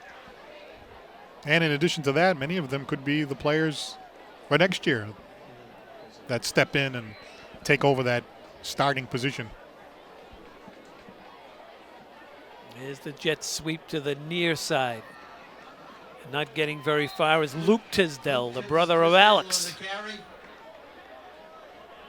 Loss on the play. I've gotten the last couple of weeks. I'm not supposed to eat hot dogs because I get 4 stents, but don't tell my doctor. But occasionally I like a good hot dog, and I go to Naughty Dogs on Dartmouth Street, and 2 out of the last 3 weeks, darn it all, once you know there's like 7 or 8, 10 Dartmouth football players with their jerseys on. So who do you think ends up buying the hot dogs? I go in there for $4. I walk out, it cost me $50. Well, that's a very nice gesture, I think, But, now, they're on to me.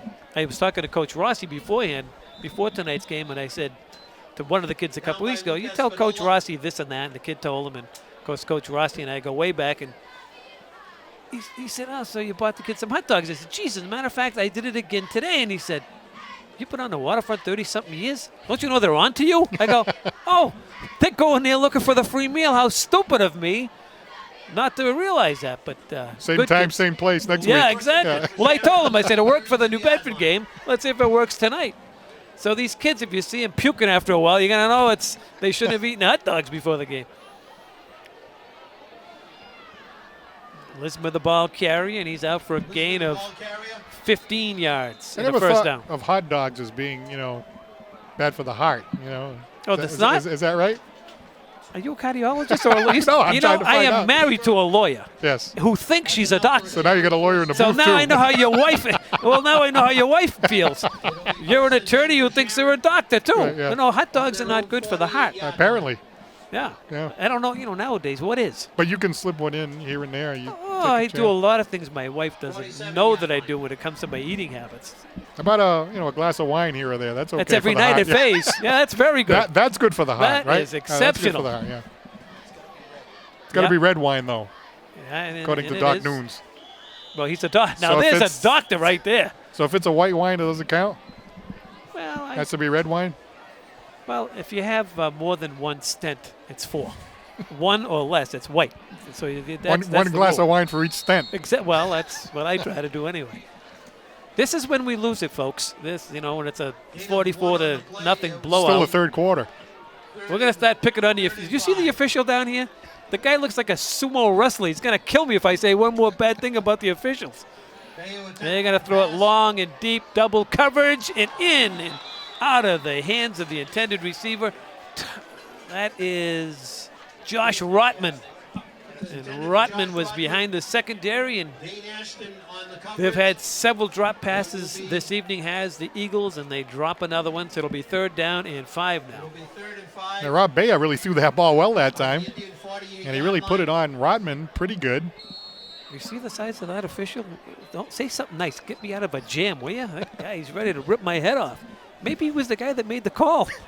Well, Doc Nunes is running some interference there for you. Yeah, there's the quarterback keeper, and that's got to be enough for a 1st down.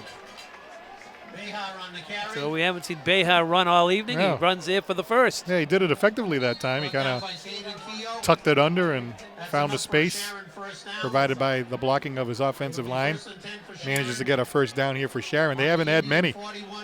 Right from the get-go, the Indians, one 1st down after another, running the ball, collecting, interceptions and fumbles.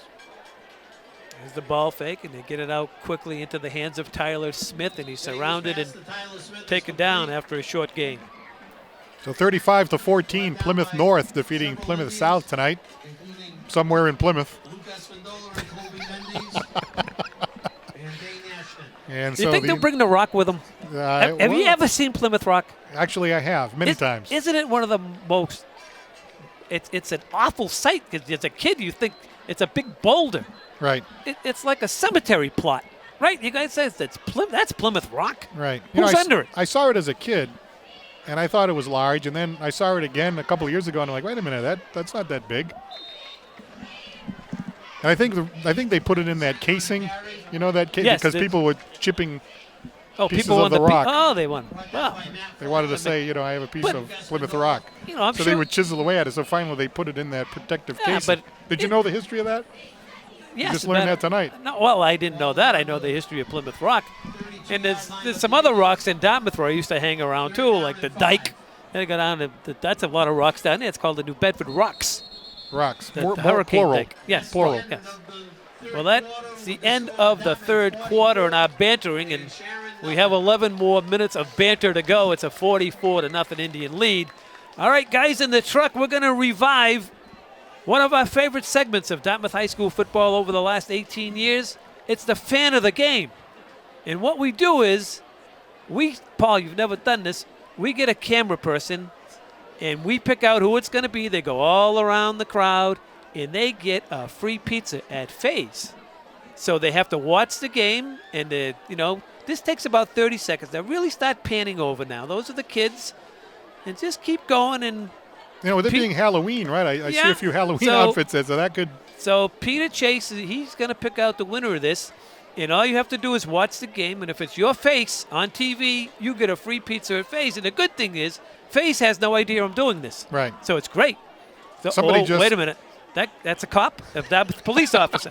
No, we're not going to Dunkin' Donuts, Peter. We're going to Faye's. Oh, that was terrible. That's not somebody dressed up as a police officer. That's a real police officer. Oh, that's a real. I thought one, it was a fake. I never would have said that. I thought it was a fake one. All right, come on, Peter. Get in there. Where are the 5. That guy right there with the Fourth glasses. quarter. Sir? Oh, wait a minute. Okay. Sir, as game goes on and we keep bantering, a nice tackle in the backfield and the defensive backfield, and Sharon's going to have it Elizabeth on the first carry. down as Elizabeth picks it up. It'll be a first down for Sharon. Foley on the tackle. Matthew Foley, number 18, making a nice tackle on that run, but a successful run there by Sharon. That's not the ball carrier. There he goes. That's Elizma. And he's all the way down It's first and goal for to, Sharon on let's see, Indians' about the 9-yard 9-yard line. So it's first and goal now for Sharon. Elizma plunging, turning, twisting. Elizabeth on the carry. Actually, that's Cassian, the ball Brought down carrier by in there. Espindola.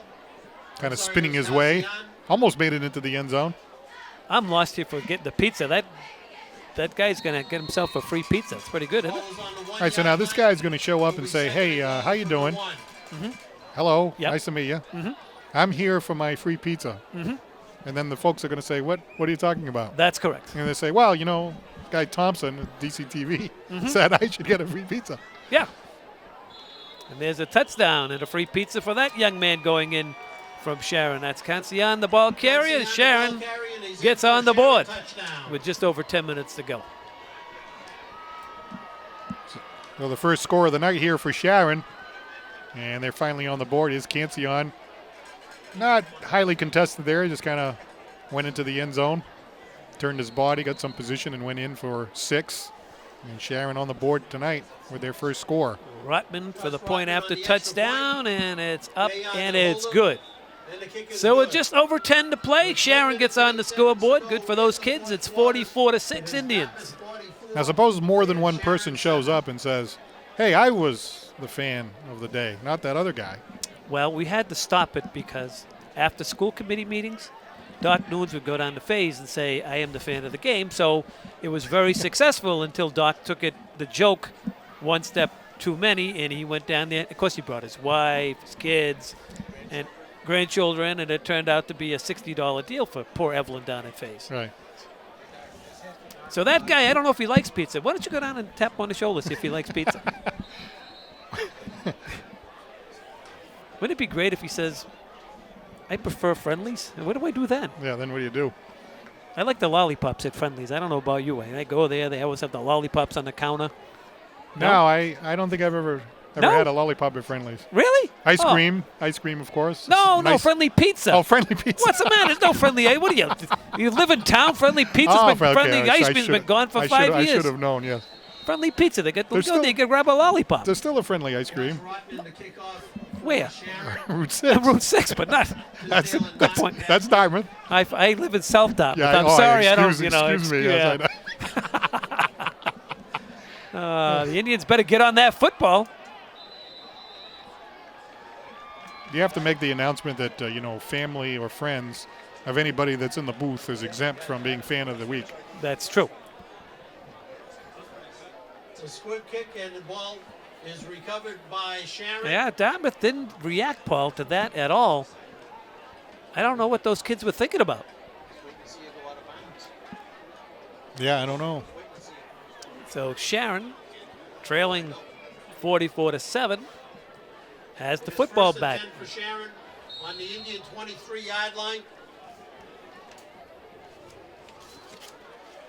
The quarterback. Bejas going to throw it long here in the corner, and it's deflected. And almost picked off back there by Luke Clark in the Luke Indian Clark secondary. was the coverage, almost picked it off. Take a look at the Pass was onside intended for Tyler Smith. kick over here. It will be 2nd and 10 for Yeah, get Sharon. in there. Get into a little slide. And they have the ball. Carlos Grulin on the recovery for Sharon. Sharon keeping their starters in even on the special teams.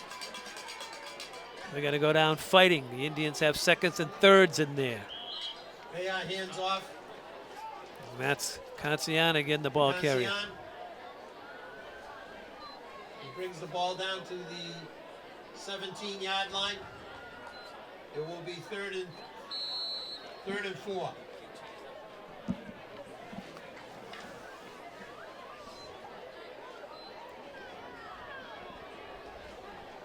3rd and 4. Cassian bounces to the outside. Hurdles a tackler and going to come up about a yard short. No, actually, I have had the lollipops at Friendly Pizza. Now that I got the right place. Yeah, the big basket of lollipops right on the Right. front there. Yeah. Yeah. Just wanted to correct the record there. I know that was from 5 minutes ago, but I wanted know, to correct the you know, record. I live with one of you people, you attorneys. I stand corrected quite often. just for the record, I'd like to correct that. Yes, just for the record. I Yes. hear that all the time.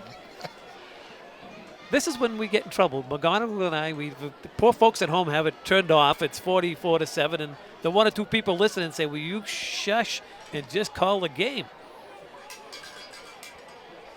3rd and short.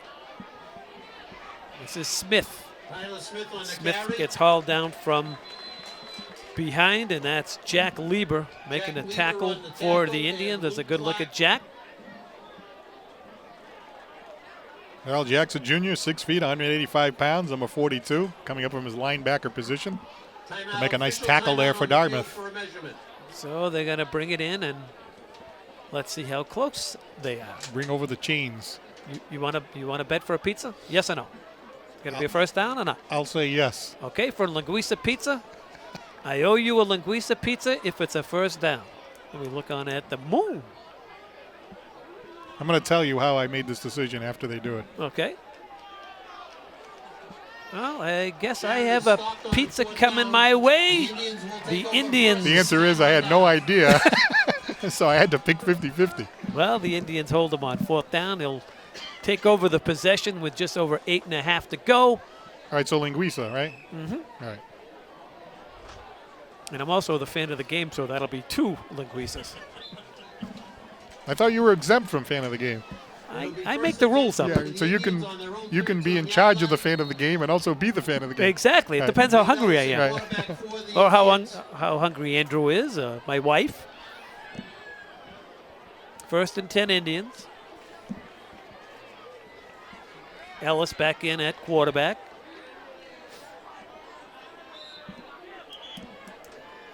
And the youngsters getting a chance to be seen on TV. That's Ben Aronson, the ball carrier. Nate Ellis, a sophomore, 5'11", 145 pounds. Quarterback slash defensive backs. He's getting some reps here. You know, we have football all weekend, Paul, on DC TV. We have this Indian Sharon game, which will be playing, and also UMass Dartmouth takes on Western Connecticut tomorrow at UMass at noon. DC TV will have all the coverage of the final home game for the Corsairs. It's also senior day for the outgoing football seniors at the university, as Aronson once again and gets back to the line of scrimmage, perhaps a yard, but that's all he's going to gain. Hands the ball over to the referee. UMass Dartmouth, again with another tough season. 4-6, I believe their record is. I know they're 2 games under 500, maybe 3 and 5. It'll be 3rd and 5. Ball is on But the it's a good 19-yard afternoon if line. you have a chance to take your youngsters out there. The university has grown so greatly in the last decade or so. It's really expanded. A lot of dormitories out there. There's a loose ball in the backfield. The Indians pick it up. And they're going to make some gain on this. It's Colby Mendes picks it up and runs out for a first down off the fumble recovery.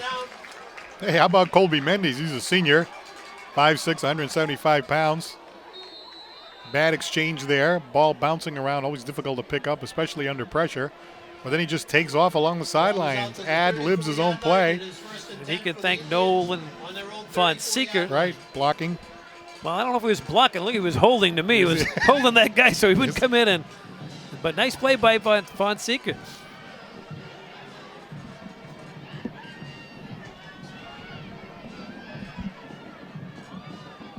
Anthony Lee in there now at the tailback spot for the Indians.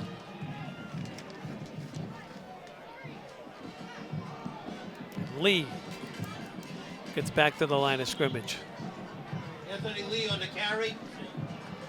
We're going deep into the roster here, Paul, with Mike Lappin. 6 minutes to go. Right, it's great to see. It's great to see the Ball is on opportunity being 35-yard line. presented Gain here of in a 1, it'll be playoff game. 2nd And Coach White making sure he gives the opportunity to these younger players. Some of them seniors but getting in, some of them younger players like sophomores who could very well earn that spot come next year. Some of these kids, I noticed the numbers. I won't mention them, but they were my luncheon guests today, having hot dogs, and I just want to see how their tummies are, because I think eating hot dogs before the game a little shaky. Right. But you can do that when you're a teenager. But this could be like kind of a reverse psychology thing. It actually could have helped them. Exactly. Dartmouth runs it to the left side. Once again, that's Lee, and Lee still on his feet. Still on his feet. Finally get him down. It'll be 3rd down and 5 to go for the Indians. We approach the 5-minute mark. Andrew Thompson's mailed it in. As you notice, he's getting paid that big salary standing behind us. He's given up. Does he still get paid for just standing there, do you know? There's supposed to be a full... It's supposed to work right to the final whistle. Right to the final whistle, right to the end. We have a cell phone that's been found and brought up to the announcer's booth. If you Lost cell phone. Does that happen every week? It does seem like it does happen every week, doesn't it? It does. Whoops. Ellis regains possession, running for his life. And is going to finally be taken down. On the carry. Brought down by That was Jake. Jake Romano making the tackle for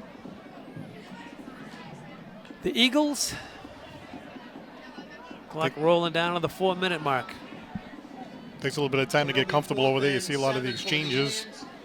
Not that crisp, Ball is on their but working on it. 8-yard line. Indians getting ready to punt the ball away. Cofield on the punt. And no return on that. Easton John on the reception of the punt. Sharon will have it 1st and 10 with 3 minutes and 50 seconds to go. So a great night for the Indians all the way around, Jim. 6 touchdowns on the night, 4 of them rushing. Cole Jacobson, a 17-yard touchdown run. Chris Martin with 2 touchdown runs, one from 12 yards out, one from 8 yards out. Marquise Adams, a 21-yard touchdown run for the Indians, and 2 touchdown passes for Cole Jacobson. One to Liam Caulfield, 27 yards. Another one to Jack Sullivan for 16 yards. And then on top of it all, 29-yard field goal kick by Liam Caulfield. You throw that in with a few turnovers, fumble recovery or fumble caused by Matt Craig, an interception by Smilek right at the beginning. Special teams play, punting, coverage, returns on punts. All came together tonight for Dartmouth in this opening round playoff game. Here's the Eagles back on offense. They have their seconds in there. Romano, the ball carrier. Jake Romano was the ball carrier. He picks up a 1st down. Sharon 1st down. So you have a lot of the same players as last year, obviously graduating a solid senior class, but you do have a lot of the players who did have the experience of winning the Super Bowl, and some of the other players have stepped it up. I would think some similarities to last year's team. There's a lot of similarities. And, you could start with the offense. The quarterback position last year was very solid. They had 2 outstanding quarterbacks. And this year, this young man has really stepped up. Cole Jacobson. You still have the solid running. You have Tisdale and you have Martin. You got Matty Craig, so you have a lot of that. And that defense, Smilak was a key member of that defense last year, along with Nate DeMello. So, you have good senior leadership like that, Paul. And you get these sophomores and juniors that buy in, and that really helps. But I think what really helps Dartmouth High School is playing that Division I schedule. Right. Bridgewater Raynham, New Bedford, Durfee, Barnstable. They're all Division I clubs because they have a hard time getting games. They don't play the Stangs anymore. This year they played Folk Tech, and I think it was the same type of score we have here tonight, and I think Dartmouth could have scored 100 if they wanted to. So, some of the schools that we grew up with just don't have solid football. Like Bishop Stang now is in Division 5, I think, or Division 6. So it's not like playing back in the 70s and the 80s when a Dartmouth Stang game meant an awful lot. Right. The town has grown a lot. Dartmouth High School's gotten bigger. Stang is kept about the same. And they built that Catholic school down in Falmouth, I believe, and they don't get as many kids. They don't get as many athletes as they once did. So it's, trying to get games for football especially is very, very difficult. So you end up playing some real good competition, which, as you can see here tonight, pays dividends when you're playing teams like Sharon, who plays a Division III schedule all year. Benefits them big time. There's a solid smack off the reception. Making the tackle for the Indians, and a solid one was Dane Ashton. Well, here's just a great tackle here by Dane Ashton, a 5'10", 160-pound sophomore. He just lays them out. Down went Austin Dodds, down to the turf. I tried to get you a little FaceTime after doing the post-game show, but I'm told from the truck that they're too cold and they have to get ready for the UMass Dartmouth game, so you're not going to be able to do it. We're on next time, maybe. Yeah, maybe. Maybe. Yeah. Oh, now they're changing their mind. Well, you want to scoot on down there? Sure. Try to get the coach? All right, why don't you scoot on down there, and I think you're going to do it when we did the pregame show, see if you can get a hold of the coach and do a little postgame. And some players, if you can. There's a solid run here by the Indians, and just going down on a shoe-top tackle is Anthony Lee. That's enough for an Indian first down. First down Indians. The clock stopped here at the stadium. Now it begins to roll. 1 minute and 20 seconds to go.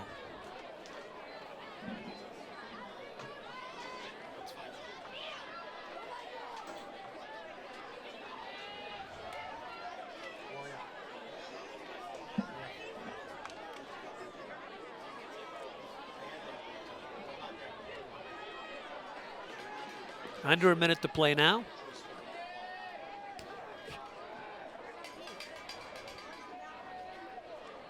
High snap, ball is loose. Ellis, and he's going to be tackled for a big loss. That's the second time that's happened. Brought down by Brett Littner. That should do it because there's only a half a minute to go, and I don't think the Indians have to run a play, and I don't think they do. Sharon has come into town, and things just didn't go well for them right from the get-go. The Indians will try to get one more playoff.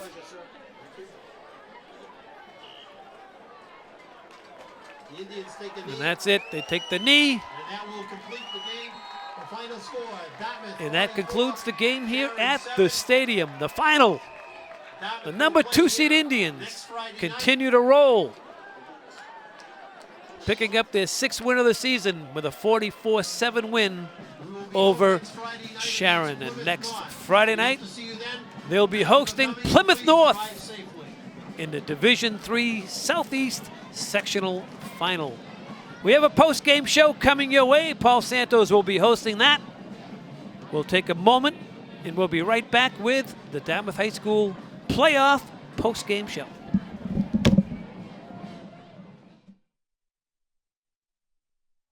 back here at Dartmouth Memorial Stadium, the Indians beating Sharon in the first round of the playoffs, 44-7. Happy to be joined by the quarterback, Cole Jacobson. First of all, congratulations on a big win here tonight. Thank you. Let's talk a little bit about your season. Obviously, you're coming in as a first-year quarterback as a junior. Yep. You really have evolved as the season has gone along. Tell me a little bit about your development at that quarterback position. I definitely got a lot more comfortable playing with my whole team and knowing that the line's going to protect me every play, and I'm going to be able to have all my key players just doing what they do. Talk about the game tonight. Obviously, a first-round playoff game at home.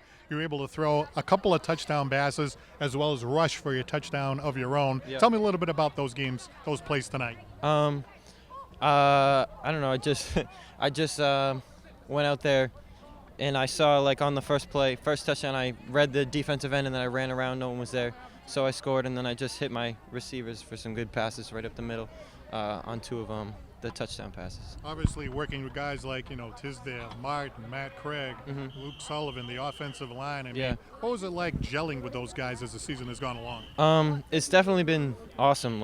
We're just getting so much closer as friends and just as teammates too. We just know each other's tendencies and everything. You know what I mean? Well, Obviously, you're going to be playing Plymouth North next week.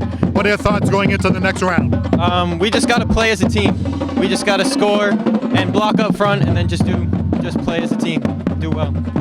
Well, congratulations on a great game tonight, and we wish you all the best in the next week. Thank you. All right, Cole Jacobson, stand by. We got more in a moment. All right, joined now by the victorious head coach of the Dartmouth Indians, Rick White. Congratulations on a great game tonight. Hey, everything came together tonight for the Indians. Running game, passing game, special teams, kicking game, you name it. It all went well for Dartmouth. Yeah, fortunately we got off to a quick start today and we were able to put some points up in the first half. Getting those points early in the game helps tremendously, and the defense came to play. So, I'm proud of our guys today. Didn't look past these guys, and that was important. So, offense was moving the ball, getting first downs, and we tried to field goal before the half just to see if we can kick from the hash. It's good practice for our guys. You never know when you're going to need it in a playoff situation. So, we just now I guess we're going to get ready for Plymouth North, I hear. That's right. They won tonight over Plymouth South. We had a chance to chat with your junior quarterback, Cole Jacobson. Really has developed a lot from the beginning of the season. To be able to step in there as a junior and kind of learn the system and grow throughout the weeks, that's been an important part of this Indians offense.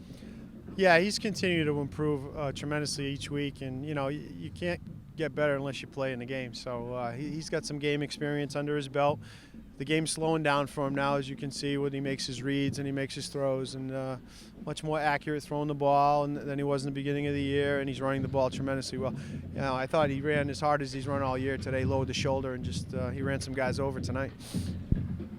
The farther you go into the playoffs, of course, the tougher the competition becomes. But you look at the Indians team, you guys do a lot of things well. The defense is solid, special teams, you can run the ball, you got Martin on the inside, the jet sweep, passing game. A lot of things the Indians can do well, and I would think that would, be something that the Indians are going to be tough to contend with for the opposition. Yeah, I think that's a credit to our coaching staff, to be honest with you. They work tremendously hard at their positions in every phase of the game. So, we really spend a lot of time on each phase of the game in practice, so that, there are no surprises when game time rolls around, and we want our kids to be prepared when they step on the field. So, what are you going to be focusing on now? Trying to stop Plymouth's pound it down your throat offense. They're physical, they're big, and it'll be a good test for us, So it'll be interesting to see how it plays out next week. Well, congratulations, Coach, on a great effort here tonight. You get another home game, so we'll be back at the stadium next week. All right, thanks a lot, Paul. All right, Coach Rick White, Paul Santos down on the field. Let's send it back up to the booth and Jim Thompson. Thanks a lot, Paul. Always good to hear from Coach White and Cole Jacobson, an outstanding player here tonight for the Indians. So that'll wrap it up. The Indians win in the first round of the Division III Southeast playoff as they defeat Sharon High School here tonight by a score of 44-7. So there is your bracket for next week. Dighton Rehoboth, the #1 seed, will host Falmouth over at Dighton Rehoboth, and the Indians will be on their home field taking on Plymouth North. That game is next Friday night at 7 p.m. here at the stadium. For everyone associated with this telecast of Dartmouth High School football, for my sidekick, Paul Santos, from my son and spotter, Andrew Thompson, and all the camera people, Peter Chase, and all the fine folks at DCTV. Our final score here from the stadium, Dartmouth High School 44, Sharon High School 7. I'm Jim Thompson. Until next time, so long, everybody.